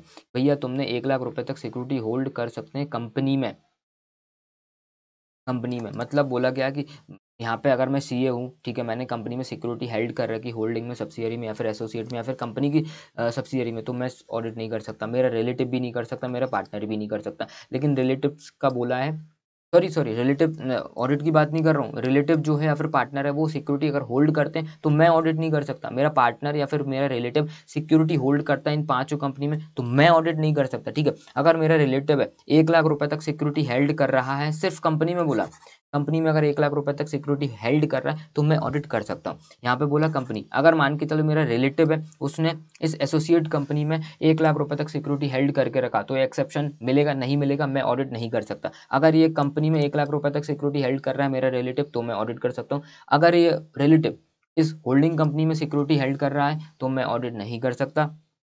1 रुपए की भी अगर इसने सिक्योरिटी हेल्ड की तो मैं ऑडिट नहीं कर सकता। ये चीज़ ध्यान रखना। ठीक है, यहाँ पे एक्सेप्शन सिर्फ कंपनी में दिया गया है, कंपनी के बाकी किसी कंपनी में नहीं दिया गया। सर ये कंपनी आपने समझा दिया, सर ये होल्डिंग कंपनी क्या होती है? होल्डिंग कंपनी का मतलब होता है किसी कंपनी ने सिर्फ 51% इसका क्या हुआ शेयर होल्ड करके रखा हुआ। इतने डेप्थ में मत जाओ, तुमसे नहीं पूछा जाएगा, ठीक है, फिर भी बता देता हूँ ये। और कंपनी की सब्सिडियरी कंपनी क्या होती है? कंपनी की सब्सिडियरी कंपनी क्या होता है? इस कंपनी ने 50% से ऊपर मतलब 51% शेयर्स होल्ड कर रखा हुआ है। सर ऐसा ही होल्डिंग कंपनी ने क्या है, इसमें 51% शेयर्स होल्ड कर रखा हुआ है, मतलब शेयर कैपिटल ले रखा हुआ है, इन्वेस्टमेंट किया हुआ है, तो इसको अपन share holding company subsidiary company का रिलेशन मानते हैं। सर एसोसिएट कंपनी क्या होता है? इस कंपनी ने, हमारी जो कंपनी ने अप टू मतलब 49% तक, मतलब 20% थे, 49%, इसको लिखो 49% तक अगर अपन ने शेयर हेल्ड कर रखा हुआ है तो उसको अपन एसोसिएट कंपनी बोलते हैं, ठीक है, सिंपल है। इसमें मत पढ़ो, तुमसे holding company, subsidiary company, associate company, इनके नाम याद रखो, ये चीज़ रखो। पॉइंट नंबर डी, इसमें से एमसीक्यू वगैरह बनता है, ठीक है सर, मेरा पॉइंट नंबर डी मैंने समझा। अब एक पॉइंट और समझाना है मेरे को, ये वाला कि अगर मान के चलो मैंने मेरे रिलेटिव ने 1 लाख रुपए तक की सिक्योरिटी हेल्ड की थी कंपनी में, और मैंने क्या किया, मैंने ऑडिट ले लिया कंपनी का, मैंने स्टैट्यूटरी ऑडिट बन गया, मैं कंपनी का स्टैट्यूटरी ऑडिट बन गया हूँ, ठीक है सर, मैं कंपनी का स्टैट्यूटरी ऑडिट बन गया, कोई दिक्कत नहीं, लेकिन बन गया ऑडिटर, ठीक है। अब उसके बाद क्या हो, 1 लाख से 1,02,000 तक इस पर क्या वैल्यू पहुंच गई, रिलेटिव की जो सिक्योरिटी थी उसकी वैल्यू 1 लाख से 1,02,000 पे पहुंच गई। तो बोला गया auditor please with in 60 days में सुधार लेना, मतलब या तो तुम 1 लाख रुपए तक पे लेके आओ, मतलब वो 2,000 की सिक्योरिटी बेच दो, या फिर तुम अपनी जो स्टैट्यूटरी ऑडिटर बने उसको अपना पद छोड़ दो, मतलब तुम अपना पोजीशन छोड़ दो, ये दो में से कोई काम कर लो विद इन 60 डेज। 60 डेज के अंदर अंदर अगर 1 लाख से ऊपर पहुंच गई और तुम ऑडिटर बन गए तो विद इन 60 डेज के अंदर अंदर इसको ठीक कर लेना। ये चीज़ बोला गया है डी वाले पॉइंट के अंदर, ठीक है, आ जाओ, ये यहाँ पे बोला गया है, लेकिन ये चीज़ यहाँ पे बोली गई है, प्रिस्क्राइब लिमिट में आ जाओ, विद इन 60 डेज में एक्शन ले लो, नहीं तो फिर क्या होगा, आपको ऑडिटर, आपका जो ऑडिटर का पद है उसको आपको छोड़ना पड़ेगा, ठीक है सर, ओके। अब मैं बात करूँगा सर, एक सेकंड रुकिएगा, ई पॉइंट पे बात करूँ, ई पॉइंट पे बात करूँ, ई पॉइंट पे बात करूँ, ई पॉइंट पे बात करूँ, सेम पॉइंट है सर, सेम पॉइंट है सर, चलो आ जाओ ई पॉइंट।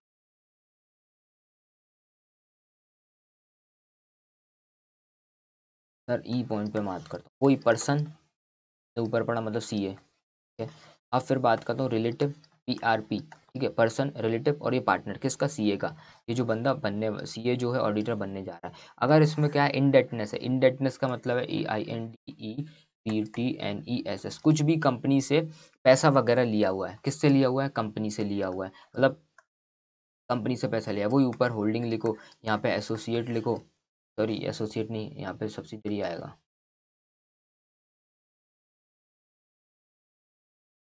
यहाँ पे आएगा हमारा सब्सिडियरी, ठीक है, यहाँ पे आएगा हमारा एसोसिएट कंपनी, यहाँ पे आएगा हमारा सब्सिडियरी।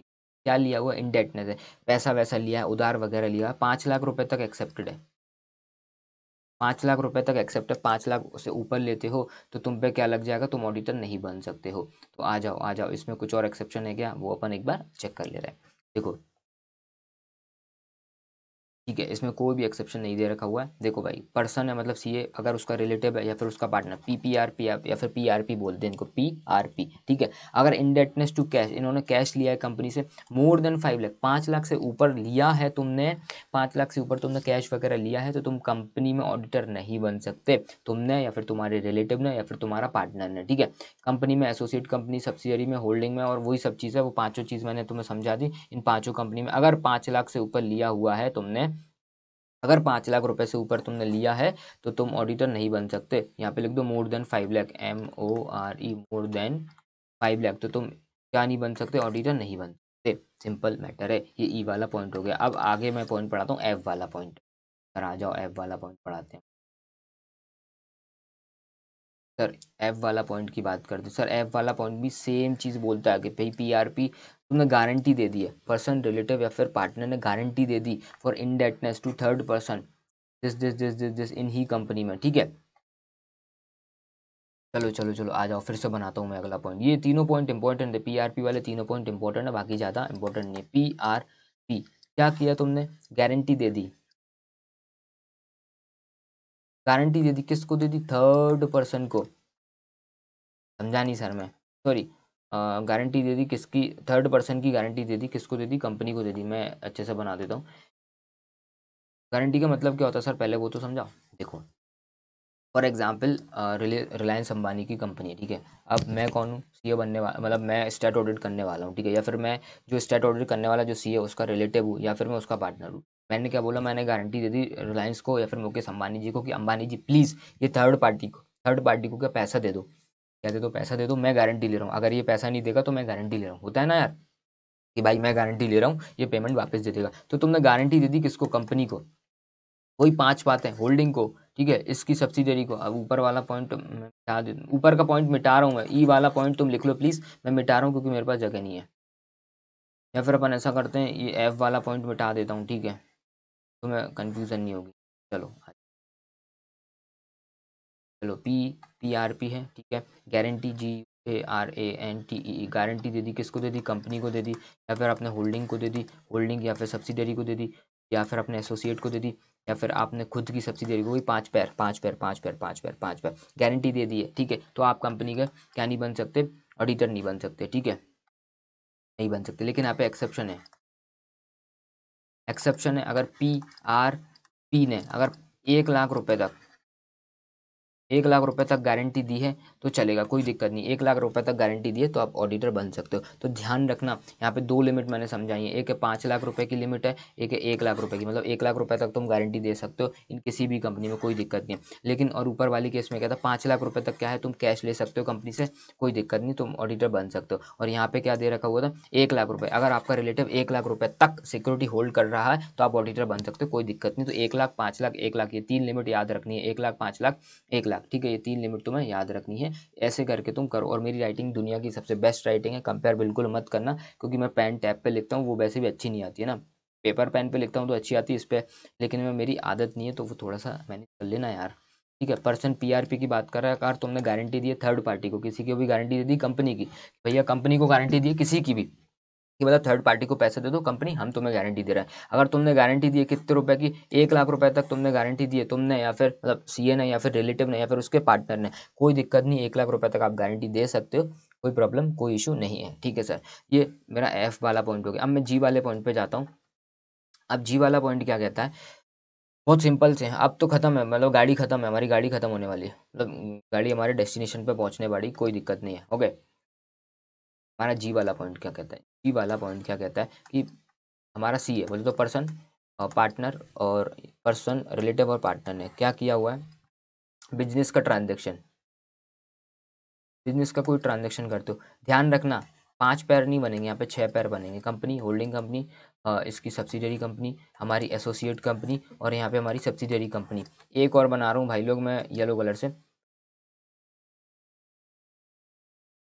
इस एसोसिएट की भी सब्सिडरी कंपनी, ये एक्स्ट्रा है। अभी तो 5 पैर बनाते थे, अब 6 पैर बनाना है। कंपनी, उसकी होल्डिंग कंपनी, उसकी सब्सिडरी कंपनी, अब हमारी जो कंपनी थी उसकी एसोसिएट कंपनी और उसकी भी सब्सिडरी कंपनी। ये 6 कंपनी में क्या किया गया, हमारे पर्सन ने, मतलब सीए ने या फिर उसके पार्टनर ने या फिर उसके रिलेटिव ने कोई बिजनेस का ट्रांजैक्शन किया हुआ है, ठीक है। तो आप क्या नहीं कर सकते, आप क्या नहीं कर सकते, आप क्या नहीं कर सकते, आप उस कंपनी का ऑडिट नहीं कर सकते। ये चीज़ लिखा गया है, बस इसमें एक छोटा सा एक्सेप्शन है। हमारे सारे पॉइंट्स ऑलमोस्ट हो गए हैं, इंपॉर्टेंट इंपॉर्टेंट बड़े बड़े वाले, ठीक है। आप क्या नहीं कर सकते, 6 में, कंपनी में, एसोसिएट में, सब्सिडरी में, ठीक है, एसोसिएट में, वही वही 6 पॉइंट दे रखा हुआ है, वो 6 पैर बनवा दिए वो चीज़।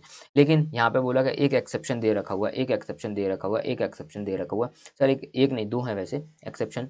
एक्सेप्शन क्या है, पहले समझो। अगर अपने बिजनेस ट्रांजैक्शन किया, फॉर एग्जांपल एक मुकेश अंबानी की कंपनी है, चेयर बनाती, टेबल बनाती, कुर्सी बनाती, ठीक है। अब उससे मैंने क्या चेयर कुर्सी टेबल वगैरह परचेस कर ली हुई है, ठीक है, कोई दिक्कत नहीं है। लेकिन 1 लाख रुपए की थी, 20,000 में परचेस कर ली, इसका मतलब क्या, मैंने सस्ते में परचेस कर लिया, तो मैं ऑडिट कर सकता हूँ, बिल्कुल नहीं कर सकता हूँ। अगर मेरे रिलेटिव ने या फिर मेरे पार्टनर ने यही सेम ट्रांजेक्शन किया कि 1 लाख का फर्नीचर था, 20 लाख रुपए में परचेस कर लिया गया, ठीक है, 80,000 भूल गया, कोई दिक्कत नहीं, भूल गया मतलब उसने 20,000 में दे दिया, तो हम ऑडिट नहीं कर सकते, क्योंकि कहीं ना कहीं रिलेशन वगैरह होगा। लेकिन यहाँ पे एक एक्सेप्शन दे रखा, अगर आर्म्स लेंथ प्राइस पे होता है, आर्म्स लेंथ प्राइस पर होता है एंड नॉर्मल कोर्स में होता है, NORMAL, नॉर्मल कोर्स, अगर ट्रांजेक्शन आर्म्स लेंथ प्राइस और नॉर्मल कोर्स ऑफ बिजनेस में होता है तो हम ऑडिट कर सकते हैं। मतलब आर्म्स लेंथ प्राइस का मतलब ये आर्म्स लेंथ प्राइस मतलब 1 लाख का कुछ फर्नीचर था और 1 लाख में ही परचेज किया, जो मार्केट में बिकता है उसी रेट पे उसने अपने को दिया और मार्केट में भी वो फर्नीचर बेचता है। मतलब आर्म्स लेंथ प्राइस पे अगर हमारा ट्रांजेक्शन होता है तो हम ऑडिट कर सकते हैं। ठीक है, दूसरी चीज़ है सीए एक्ट, कंपनीज एक्ट 2013 की बात नहीं कर रहा हूँ, ये चार्टर्ड अकाउंटेंट एक्ट 1949 में कुछ सर्विसेज दी गई, जैसे कि मैंने रिलायंस की जो कंपनी उसको मैंने क्या किया, इनकम टैक्स रिटर्न फाइल करने की सर्विसेज, इनकम टैक्स को सजेस्ट किया, मतलब इनकम टैक्स का रिटर्न फाइल नहीं किया, उसको सजेस्ट किया कि अपन इस तरीके से ऐसे फाइल कर सकते, ये कर सकते, वो कर सकते। और जो हमारे इनका वो क्या बोलते हैं, हमारे चार्टर्ड अकाउंटेंट एक्ट 1949 में कुछ सर्विसेज दे रखे हैं कि हम सर्विस दे सकते हैं। अगर हम स्टैट्यूटरी ऑडिटर हैं कंपनी के तो हम उसको कुछ सलाह वगैरह दे सकते हैं, वो अगर अपन देते हैं तो कोई दिक्कत नहीं है, तो आप ऑडिट कर सकते हो, कोई प्रॉब्लम नहीं है। वो चीज़ पे इन्होंने एक्सेप्शन दे रखा हुआ है, पहला वाला एक्सेप्शन इंपॉर्टेंट है, दूसरा किसी काम का इतना इंपॉर्टेंट नहीं है। तो वही चीज़ इन्होंने बोला गया कि भैया अगर आपका ट्रांजैक्शन एंटर्ड हुआ आर्म्स लेंथ प्राइस पे और बिजनेस ट्रांजैक्शन है, कोई दिक्कत नहीं है, आप उस कंपनी के ऑडिटर बन सकते हो। और कोई प्रोफेशनल सर्विसेज अगर सीए एक्ट मतलब चार्टर्ड अकाउंटेंट एक्ट 1949 में परमिट की गई और तुम उसको देते हो तो दे सकते हो, कोई दिक्कत नहीं है। ठीक है, अब 2 पॉइंट और है, बहुत इंपॉर्टेंट है, ज़्यादा टेंशन नहीं, हमारा मैटर खत्म हो रहा है। ठीक है, बोला गया पर्सन मतलब जो सी है हुज रिलेटिव डायरेक्टर और केएमपी ऑफ अ कंपनी, तो वो ऑडिटर नहीं बन सकता। मतलब क्या बोला गया है, क्या बोला गया एफ पॉइंट में कि अगर पर्सन है, पर्सन कौन है, सीए है, इसका कौन बोला, इसका कौन बोला गया, इसका रिलेटिव, रिलेटिव कौन है, रिलेटिव कौन है, डायरेक्टर या फिर केएमपी है, किसमें, कंपनी में, तो आप ऑडिटर नहीं बन सकते। क्या बोला सर, क्या बोला सर, पर्सन जो कि सीए है, पर्सन है, ठीक है सर, पर्सन है, पर्सन मतलब सीए, मैं ऑडिटर हूँ, मेरा कोई रिलेटिव है, मेरा रिलेटिव, सर रिलेटिव की डेफिनेशन पढ़ाऊंगा, चिंता मत करो, मेरा रिलेटिव है, रिलेटिव है, रिलेटिव है, मेरा रिलेटिव है, रिलेटिव है, रिलेटिव, वो रिलेटिव क्या है, डायरेक्टर है एक कंपनी में या फिर की मैनेजरल पर्सन है उसी कंपनी में। ठीक है, डायरेक्टर है या फिर की मैनेजरल पर्सन है, तो मैं उस कंपनी का ऑडिट नहीं कर सकता। सर की मैनेजरल पर्सन का मतलब मैंने आपको बता दिया, होल टाइम डायरेक्टर हो गया, ठीक है, मैनेजिंग डायरेक्टर हो गया, एम मैनेजर हो गया, ठीक है, या फिर CEO, ठीक है, CFO या फिर CS हो गया। ठीक है, सिंपल है, ये चीज़ हो गई, बस सारी चीज़ें पढ़ा दी। आपको एक नहीं दिख रहा, CS अब दिख रहा होगा, ठीक है, CS दिख रहा है आपको। ठीक है सर, ये पॉइंट था इसके अंदर।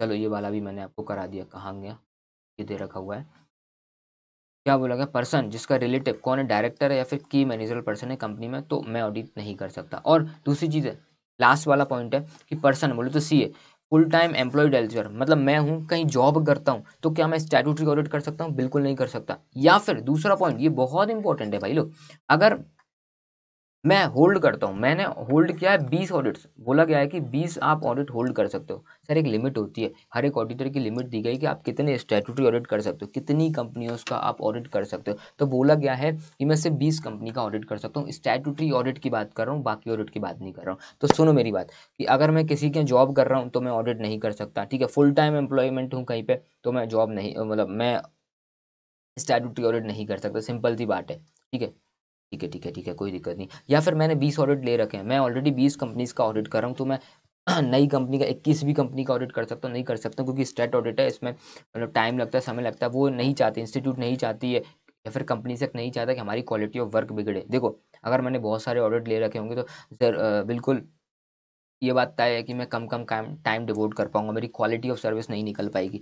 या फिर मैं बोल सकता हूँ अगर मैंने टीचिंग 3-4 सब्जेक्ट ले लिए तो मेरी क्वालिटी ऑफ जो इफेक्टिव टीचिंग है वो नहीं आ पाएगी। ठीक, सिंपल है। ठीक है, अब इस पे ये चीज़ दे रखी हुई थी। अब इसके साथ कुछ और भी चीज़ है, जब मैं 20 जो लिमिट काउंट करूंगा, कौन कौन से 20 ऑडिट में कर सकता हूँ, तो यहाँ पे दे रखो मैं कौन कौन से 20 लिमिट में काउंट करूंगा, किन किन को हटाऊंगा। तो तुम्हें लिमिट में अगर तुम्हें काउंट करना, सारी कंपनीज को काउंट कर लेना, इन कंपनीज को हटाना, कौन कौन सी कंपनीज को हटा देना, OPC 1% कंपनी का अगर आप ऑडिट करते हो तो 20 की लिमिट में मत लेना, कोई दिक्कत नहीं है, कर सकते हो। फिर डोरमेंट कंपनी, सर ये डोरमेंट कंपनी क्या होता है, सर डोरमेंट कंपनी का मतलब ये होता है, जैसे फॉर एग्जांपल लेता हूँ कि अगर मेरी रिसर्च कर रहा हूँ मैं, मेरी कोरोना की वैक्सीन बनाने का रिसर्च चल रहा है, ठीक है सर, चल रहा है, चलने दो। अब मैंने क्या, मैंने फॉर्मूला बना लिया, फॉर एग्जाम्पल ये इंजेक्शन है, इसमें फॉर्मूला है दवाई वगैरह की भी, अपन कोरोना की वैक्सीन अपन ने बना ली है, ठीक है सर, बना लिए। अब इसको मैं क्या करूँगा, पेटेंट कराऊंगा, मैं अपनी कंपनी के नाम से क्या करूँगा, पेटेंट करा दूंगा, ठीक है। और अब इसको क्या, मेरे को मार्केट में लाने में 1 साल 2 साल 3 साल 4 साल लगेगा, क्यों? क्योंकि मेरे को सबसे पहले इसको मैन्युफैक्चरिंग के लिए प्लांट डालना पड़ेगा, 1 लाख यूनिट बनानी है, तो कैसे बनाऊंगा, प्लास्टिक लेके आना पड़ेगा, इंजेक्शन लेके आना पड़ेगा, ये जो फॉर्मूला है वो फॉर्मूला लेके आना पड़ेगा, मशीन वगैरह सेटअप करने में 1 साल 2 साल 3 साल लगेगा, एम्प्लॉयज़ वगैरह लाना पड़ेगा, हायर करना पड़ेगा एक्सेट्रा। इस काम को करने के लिए टाइम लगेगा, लेकिन मेरे को पेटेंट तो आज रजिस्टर करना, नहीं तो और कोई बंदा ऐसी वैक्सीन बनाएगा और फिर वो मार्केट में उतार देगा। तो मैंने क्या किया, मैंने कंपनी बनाई और इसको मैंने पेटेंट के रूप में रजिस्टर किया, मतलब मैंने एसेट वगैरह ले लिया, ठीक है। अब मैं क्या, मेरे कोई बिजनेस ट्रांजेक्शन नहीं हो रहा है, तो मैं इसको क्या करूँगा, कंपनीज एक्ट, कंपनी वो मैं जाऊँगा आरओसी के पास, मैं वो, एक सेकंड, क्या हुआ ये, मैं जाऊँगा आरओसी के पास, मैं बोलूँगा कि देखो भाई मेरी कंपनी आप रजिस्टर कर दो, ठीक है। तो उसने मेरी कंपनी रजिस्टर कर दी, ठीक है, ROC, रजिस्टर ऑफ कंपनी, उसने अपने रजिस्टर में मेरा नाम लिख दिया ABC लिमिटेड, ठीक है भैया मेरी कंपनी रजिस्टर हो गई। अब वो बोलेगा भाई तुम काम क्या करते हो, तो देखो पहली चीज़ है ROC है, मतलब ये कंपनी एक्ट में बोला गया है कि अगर तुम कुछ काम करते हो तो ही अपनी कंपनी का रजिस्ट्रेशन करना। भैया ऐसे तुम, जैसे मुंह उठा के कोई, किसी ने अभी रजिस्ट्रेशन करा लिया कंपनीज का, ऐसे थोड़ी ना होता, तुम काम वाम कुछ नहीं कर रहे हैं, मुंह उठा के कंपनी का रजिस्ट्रेशन करा लो, ऐसा कुछ होता है क्या? सिंपल सा बोला, भैया तुम काम वाम करते हो तो ही अपनी कंपनी का रजिस्ट्रेशन कराओ, ठीक है।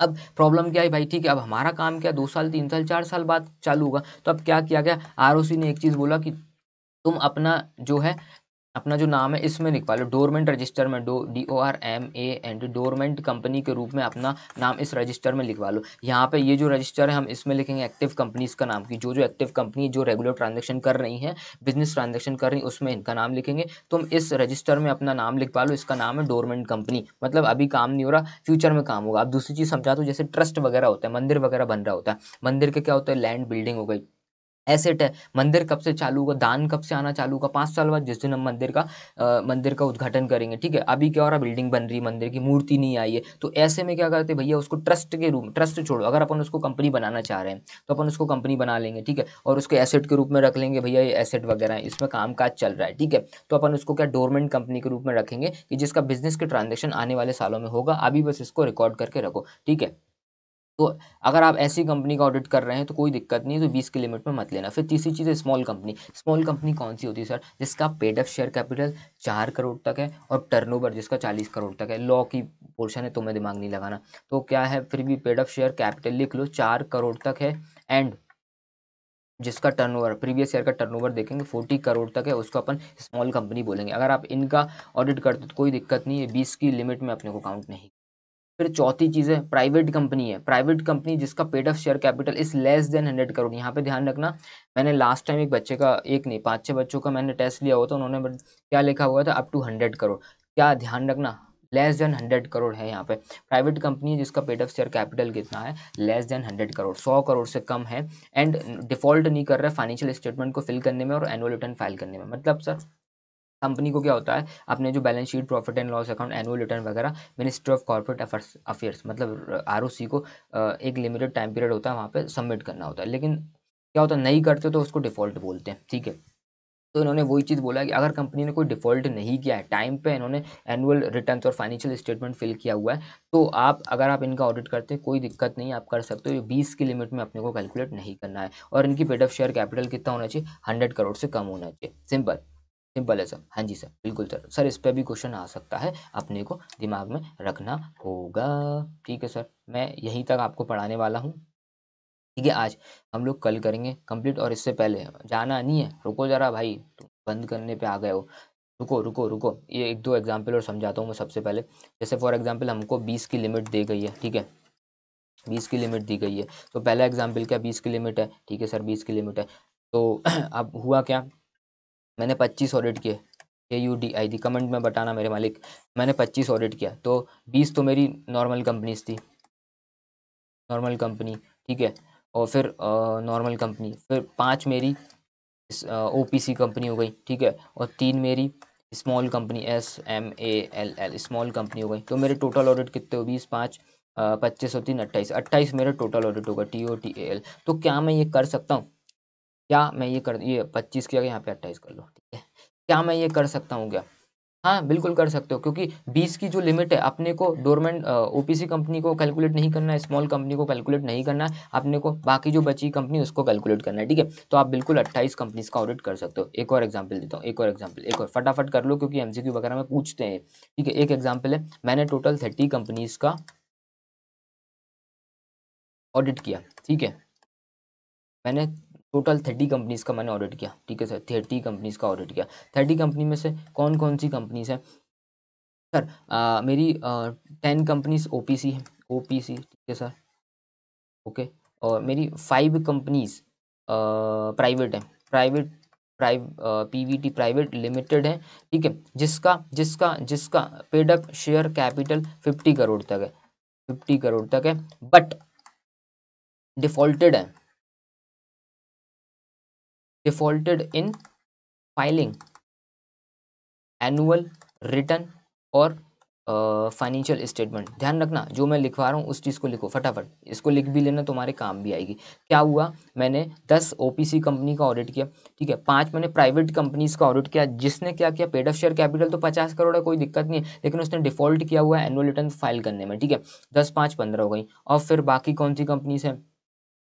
3 हमारी स्मॉल कंपनी है, ऐसा आपको एमसीक्यू देखने को मिल सकता है, ठीक है। 3 हमारी स्मॉल कंपनी है। अब बताओ क्या, अब इतना ही क्वेश्चन होगा, इसके आगे remaining, remaining, remaining, REMAINI, remaining के बारे में कुछ नहीं बोला होगा, मतलब नॉर्मल कंपनी है, नॉर्मल है, ठीक है, नॉर्मल कंपनी ऐसा लिखा, नॉर्मल कंपनी, कंपनी भी लिखा नहीं आएगा, बस इतना क्वेश्चन होगा। अब बताओ क्या मैंने कोई गलती की, कोई समस्या है कि नहीं? तो सबसे पहले मैं कैलकुलेट करूंगा, मुझे 20 ऑडिट करना है, कितने करना है मेरे को? 20, ठीक है। तो 20 करना है, तो यहाँ पे मेरे 10 ओपीसी हो गया, 5 ये हो गया, 15, 16, 17, 18, बची कितनी रिमेनिंग, कितनी बची हमारे? 18, 19, 20, 21, 22, 23, 24, 25, 26, 27, 28, 29, 30, मतलब 12 कंपनीज मेरी बची हुई है, सिंपल, ठीक है, इस तरीके से। तो अब मैं 20 की लिमिट में कौन कौन सी को कैलकुलेट करूंगा, मैं हाईलाइटर से हाईलाइट करता हूँ। पहली चीज़ नॉर्मल वाली, इनको कैलकुलेट करूंगा, 12 कंपनी से, ठीक है। फिर स्मॉल कंपनी को अपने को नहीं लेना है, क्यों नहीं लेना? एक्सक्लूड किया गया अपने को 20 में से लिमिट करने में। ये वाला एक्सक्लूड है क्या? नहीं है सर। क्यों नहीं है सर? एक्सक्लूड करूंगा क्या? नहीं करूंगा सर। क्यों नहीं करूंगा? क्योंकि इन्होंने क्या किया हुआ है? डिफॉल्ट किया हुआ है सर। डिफॉल्ट किया है फाइनेंशियल रिटर्न, फाइनेंशियल स्टेटमेंट को फाइल करने में, तो इनको भी मैं कैलकुलेट करूंगा। 12 प्लस 5 17 हो गया। और ओपीसी को लेना है? बिल्कुल नहीं लेना। तो मैंने क्या हुआ, मैंने कितनी कंपनीज का ऑडिट किया हुआ है? 20 की लिमिट थी, सिर्फ 12 का किया हुआ है, तो बाकी मैं एलिजिबल हूँ, सब कुछ कर सकता हूँ। ऐसा क्वेश्चन तुम्हें देखने को मिल सकता है, इस टाइप की चीज़ों को, तो ठीक है, रखो अपने पास, ओके। यहाँ तक मैंने आपको पढ़ा दिया।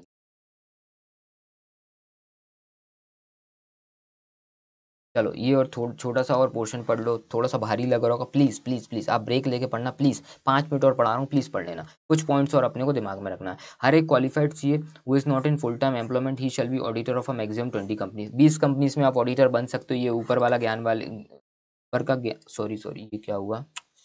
Just a wait, just a wait, just a wait, ठीक है, सॉरी सॉरी, मेरी गलती, ठीक है, आ जाओ आ जाओ आ जाओ आ जाओ।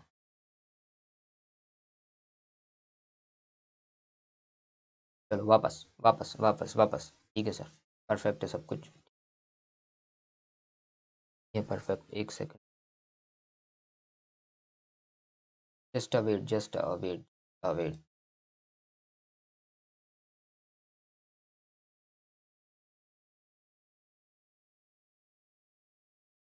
चलो अब ठीक है, ठीक है, अब ठीक है, अब ठीक है, अब ठीक है, ठीक है, ठीक है, ठीक है, ठीक है, ठीक है।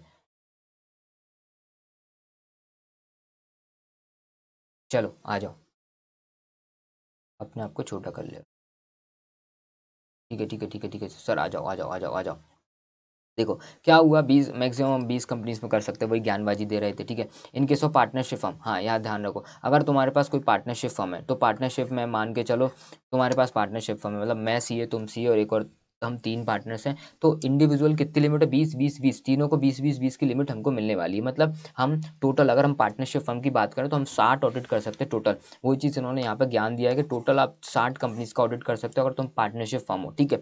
अब क्या बात की गई है, मैं एक और चीज़ समझा दूँ कि हम 60 ऑडिट तो कर सकते हैं, ठीक है, फॉर एग्जाम्पल अब यहाँ पे क्या बोला गया, हम हमारी पार्टनरशिप फर्म में हम 60 ऑडिट कर सकते हैं, तो ये चीज़ बोला गया 60 ऑडिट चाहे एक ऑडिटर करे चलेगा, कोई दिक्कत नहीं, वो 60 की 60 ऑडिट रिपोर्ट पर साइन कर सकता है, चलेगा, कोई दिक्कत नहीं। हम यहाँ पे क्या देख रहे हैं, हर एक इंडिविजुअल का देखेंगे कि 20 20 20 है, हाँ है। अब इन तीनों ने एक पार्टनरशिप फर्म बना ली, तो अब टोटल 60 ऑडिट आप कर सकते हो। तब ये मैटर नहीं करेगा कि एक ही ऑडिटर ने 60 की 60 ऑडिट की और उस पर साइन कर दी, ठीक है, सिंपल है। आपको ऐसा देखना है कि भैया 60 कंपनीज का कर सकते हैं, तो कोई भी सीए होना चाहिए प्लस सीओपी होना चाहिए, उस फर्म के अंदर जो पार्टनर है वो 60 की 60 रिपोर्ट पर साइन कर सकता है, 60 के 60 ऑडिट कर सकता है, कोई दिक्कत नहीं, उसके बारे में इन्होंने बोला गया है, ठीक है। हाँ, अगर फॉर एग्जांपल मान के चलो हम 3 पार्टनर है, मैं तुम और एक बंदा, 3 पार्टनर है, अब मैं फुल टाइम एम्प्लॉयमेंट में कहीं और हूँ, ठीक है, हम तीनों पार्टनरशिप फर्म है, तो मेरी लिमिट नहीं गिनी जाएगी, तुम्हारी और जो तीसरा बंदा उसकी लिमिट गिनी जाएगी, मतलब तुम्हारी 20 और तुम्हारी 20, 40 हम ऑडिट कर सकते हैं अगर पार्टनरशिप फर्म में है, तो ये वाला पॉइंट ये बोलता है। अब नेक्स्ट पॉइंट क्या बोलता है, हाँ, अगर कोई पार्टनरशिप फर्म है, फॉर एग्जांपल मैं लेता हूँ, मैं अब यहाँ पे क्या होता है, अपन इंडिविजुअल वाइज देखते हैं, हम क्या देखते हैं सर, इंडिविजुअल वाइज देखते हैं सर, इंडिविजुअल वाइज देखते हैं, मतलब हम A B C partnership firm है, पार्टनरशिप फर्म है, पार्टनरशिप फर्म है sir, A B C limited एक A B C partnership firm है, ठीक है, इसमें कितने 3 पार्टनर्स हैं, 3 पार्टनर्स दे रखे हुए, ठीक है, अब तीनों की कितनी लिमिट है, 20 20 और 20, ठीक है, 20 20 20 तीनों की लिमिट दे रखी हुई है, ठीक है। अब हुआ क्या, ए बी सी के अंदर क्या है, 3 पार्टनर थे, ये ए है, ये बी है, ये सी है, ठीक है, आप बना लो, कोई दिक्कत नहीं, ए बी सी है। अब क्या हुआ 20 20 20 की लिमिट दे रखी थी, ठीक है सर। अब यहाँ पे एक्स वाई जेड लिमिटेड कुछ भी लिख दो, X Y Z partnership firm, ये दूसरी पार्टनरशिप फर्म है, ठीक है। अब ये जो पार्टनरशिप फर्म है तो मिटा दे रहा हूँ मैं, ठीक है, X Y Z partnership firm है, इसमें ए, ये जो ऊपर वाला ए है ना, ये सेम पार्टनर यहाँ पे भी है और नीचे ए वाले इसमें एक्स वाई जेड में है, और वाई है और जेड है, 3 पार्टनर है, तो इसकी कितनी लिमिट है, इसकी कितनी लिमिट, इसकी कितनी लिमिट, इसकी तो 20 देखी जाएगी, इसकी भी 20 देखी जाएगी, इसकी जो लिमिट है एग्रीगेट करके देखी जाएगी, एग्रीगेट AGGREGATE एग्रीगेट करके देखी जाएगी यहाँ की लिमिट से। मतलब आप चाहे एक फर्म में काम करो, आप चाहे 2 फर्म में काम करो, आप चाहे 10 फर्म में पार्टनर हो, आप जो ए है ना इसकी टोटल 20 देखी जाएगी, ये सिर्फ टोटल इंडिविजुअल वाइज देखी जाएगी, इंडिविजुअल वाइज क्या आप सिर्फ 20 ऑडिट कर सकते हो, चाहे एक फर्म में काम करो, चाहे 2 में करो, चाहे 10 में करो, ठीक है। तो अब फॉर एग्जाम्पल यहाँ पे इसने सिर्फ 10 फर्म का ऑडिट किया हुआ है, तो ये 10 का और कर सकता है, ठीक है। और फॉर एग्जांपल यहाँ पे अगर इसने 20 का कर दिया तो फिर यहाँ पे 0 का कर सकता है, मतलब इंडिविजुअल वाइज ही देखी जाएगी, भले तुम एक पार्टनरशिप फर्म में काम करो, 2 में करो, 10 में करो, कोई मैटर नहीं करता। ये वाला पॉइंट ये समझा रहा है अपने को, ठीक है। अब नेक्स्ट वाला पॉइंट क्या कहता है, छोटी छोटी बातें याद रखो, आएंगी काम। हाँ ठीक है, ये वाला अपन ने पॉइंट समझा दिया। जब आप जॉइंट ऑडिट करते हो, सर जॉइंट ऑडिट करते हो, मैं ऑडिट करने गया, प्लस मैंने कहा भाई तू भी मेरे साथ आ, बहुत ज़्यादा काम है, करना पड़ेगा। जॉइंट ऑडिट करते हो तो अपन को एक ही ऑडिट मानना है, ऐसा नहीं मानना है कि उसको दो दो ऑडिट होगा।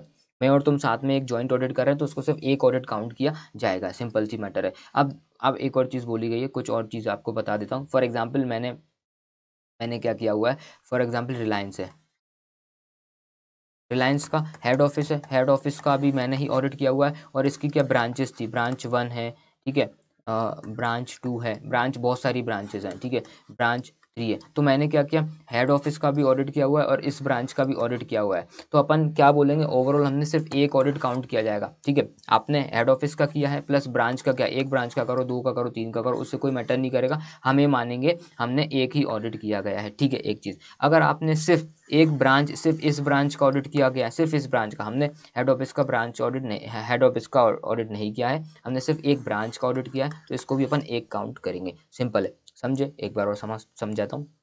अगर मैंने हेड ऑफिस का ऑडिट किया प्लस मैंने ब्रांचेस का भी ऑडिट किया हुआ है, एक ब्रांच का करो, 2 का करो, 3 का करो, कोई दिक्कत नहीं, हम ओवरऑल सिर्फ एक ऑडिट मानेंगे उसका कि भैया हमने एक ऑडिट किया। अगर मैंने सिर्फ एक ब्रांच का ऑडिट किया, कितने का किया, एक ब्रांच का किया, या फिर मैंने 2 ब्रांचेस का किया, तो हम इसको भी सिर्फ एक ऑडिट मानेंगे, समझ रहे हो? समझे मेरी बात? अगर मैंने एक ब्रांच का ऑडिट किया है, या फिर साथ में मैंने 2 ब्रांच का ऑडिट किया, या फिर साथ में मैंने 3 ब्रांच का ऑडिट किया, तो इन सबको एग्रीगेटली लेके एक ऑडिट में मानूंगा, ठीक है। ये चीज़ यहाँ पे बता दी गई है। ओके सर, आ जाओ, वापस आ जाओ, ये चीज़ यहाँ पे लिखी हुई है, ठीक है। अब क्या है, अगर आपने 20 से ज़्यादा एनी टाइम कोई भी ऑडिट अगर आपने किए हुए हैं, फालतू का ज्ञान दे रखा है, आने की संभावना नहीं है कि भैया आपको क्या गिल्टी ऑफ प्रोफेशनल मिसकंडक्ट, ये सीए फाइनल में है, सीए में फाइनल में भी होगा, प्रोफेशनल ऑफ मिसकंडक्ट माना जाएगा। सिंपल सी बात है, 20 से ऊपर तो मैं ऑडिट नहीं लेना है। ओके चलो ठीक है सर, यहाँ तक कि मैंने आपको बातें बता दी हैं। मैंने आपको की मैनेजरल पर्सन कौन होता है वो भी बता दिया। बस लास्ट में अकेला बता रहा हूँ रिलेटिव का मतलब क्या। अपन रिलेटिव रिलेटिव रिलेटिव चल रहे थे, पर्सन फिर रिलेटिव फिर पार्टनर आ रहा था। तो रिलेटिव का मतलब क्या, ये पर्सन है और उसकी स्पाउस। स्पाउस का मतलब होता है अगर आप लड़के हैं तो आपकी वाइफ, ठीक है। अगर आप लड़की हैं, अगर आप चार्टर्ड अकाउंटेंट हैं, लड़की हैं तो आपका हस्बैंड, उसको अपन स्पाउस बोलेंगे। इनकम टैक्स में भी पढ़ा होगा। पर्सन और स्पाउस ये रिलेटिव में आएंगे। फिर पर्सन और स्पाउस के फादर और मदर, और स्टेप फादर और स्टेप मदर। स्टेप का मतलब होता है सौतेले पापा सौतेली मम्मी, इन दोनों के, लड़का और लड़की दोनों के मम्मी पापा दोनों आएंगे। फिर बगल में जाओगे तो उसके ब्रदर और स्टेप ब्रदर, सिस्टर और स्टेप सिस्टर, दोनों के, स्पाउस के भी और आपके भी, दोनों के ब्रदर सिस्टर अलग अलग है, चलेगा, होते ही है, ठीक है। ब्रदर सिस्टर और स्टेप ब्रदर स्टेप सिस्टर चलेगा। ऊपर देखेंगे father mother step step brother sister step step. नीचे आएंगे तो यहाँ पे देखा गया कि भाई सन है, उसकी लुगाई, सन और वाइफ और स्टेप वाइफ, समझे। बच्चा है तो उसकी, तुम्हारा जो बच्चा होगा, हाँ ठीक है, उसका वो, उसकी वाइफ और उसकी स्टेप वाइफ, मतलब उसकी सौतेली, उसकी वाइफ खत्म हो गई तो सौतेली वाली आ गई, ठीक है। दूसरी वाली भी चलेगी, सौतेली बोला जाता है, दूसरी नहीं, सॉरी सॉरी, सौतेली वाली, ठीक है। तो ये चीज़ वो आपके रिलेटिव होंगे। फिर डॉटर है, डॉटर का हस्बैंड, ठीक है। डॉटर है, डॉटर का हस्बैंड, लेकिन यहाँ पे स्टेप डॉटर काटा हुआ है, स्टेप डॉटर काटा हुआ है। स्टेप डॉटर ये हल्का सा दिख रहा है ना, काटा हुआ है, स्टेप डॉटर नहीं आएगी, मतलब स्टेप डॉटर नहीं आएगी। बाकी सारे केस में तुम्हें स्टेप स्टेप स्टेप लगाना है, बस स्टेप डॉटर के केस में स्टेप मत लगाना है, ठीक है।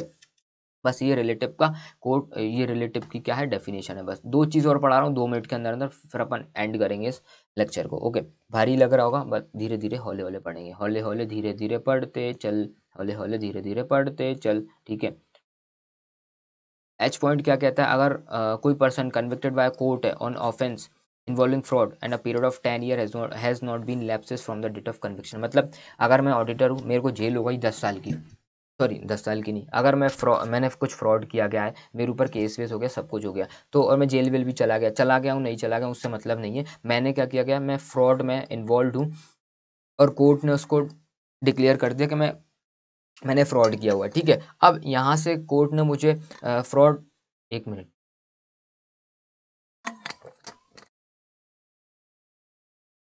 मुझे दोषी ठहरा दिया गया, कोर्ट ने बोला कि तुम दोषी हो, तुमने फ्रॉड किया हुआ। अब यहाँ से, या फिर मुझे जेल हो गई 5 साल की, जेल के बाद, ठीक है, क्या बोला का 10 साल has not been, sorry jail का नहीं, यहाँ पे लिखा हुआ डेट ऑफ कन्विक्शन, जिस जिस दिन मुझे दोषी ठहराया गया, जिस दिन कोर्ट ने बोला कि तूने फ्रॉड किया, उस दिन से 10 साल खत्म हो जाएं, उसके बाद आप ऑडिटर बन सकते हो किसी भी कंपनी का, ये बोला गया है। क्या बोला सर, एक बार और बता दो। कोर्ट ने मुझे दोषी ठहरा दिया गया, मुझे नहीं, तुम किसी और व्यक्ति को, किसी व्यक्ति को जो सीए था, ठीक है, उसको कोर्ट ने बोला कि तूने फ्रॉड किया, उसके ऊपर सब कुछ दोषी ठहरा दिया गया। वहां से लेकर 10 साल आप कंप्लीट करो, उसके बाद आप एलिजिबल हो ऑडिटर बनने के लिए, तब तक के लिए आप एलिजिबल नहीं हो, मतलब 10 साल का पीरियड निकलना चाहिए, उसके बाद आप ऑडिटर बन सकते हो। फिर लास्ट वाला पॉइंट क्या, पर्सन बोले तो सीए या फिर partnership firm has can not render, ये सर्विस नहीं दे सकता, सेक्शन 144 की सर्विसेज नहीं दे सकता। सर सेक्शन 144 क्या होता है, अभी 1 मिनट में मैं बता दे रहा हूँ। सेक्शन 144 ये नीचे दे रखा हुआ है कि अगर कोई भी ऑडिटर ने सेक्शन 144 ये दे रखा है, सेक्शन 144 की सर्विसेज दी तो वह इनएलिजिबल है ऑडिट करने के लिए, वो स्टैट्यूटरी ऑडिटर नहीं बन सकता, ठीक है। यहाँ के बाद हम लोग अब आगे बढ़ेंगे कल से।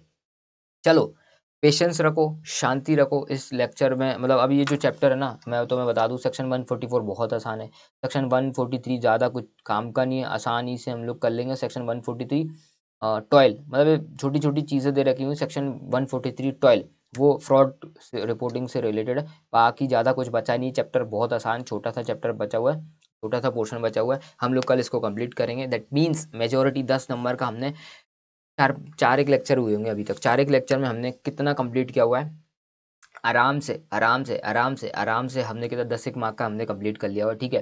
मिलते हैं नेक्स्ट वीडियो में, जब तक के लिए बाय बाय, टेक केयर, और सब्सक्राइब किए बिना गए और दोस्तों तक शेयर करना, और कमेंट में डालना कि कैसी लग रही है आपको वीडियो, प्लीज़ कमेंट में जरूर डालना, मुझे मोटिवेशन मिलता है, समझ में आता है कि आप लोग भी देख रहे हो। चलो बाय बाय, मिलते हैं नेक्स्ट वीडियो में, जब तक के लिए take care, have a nice day.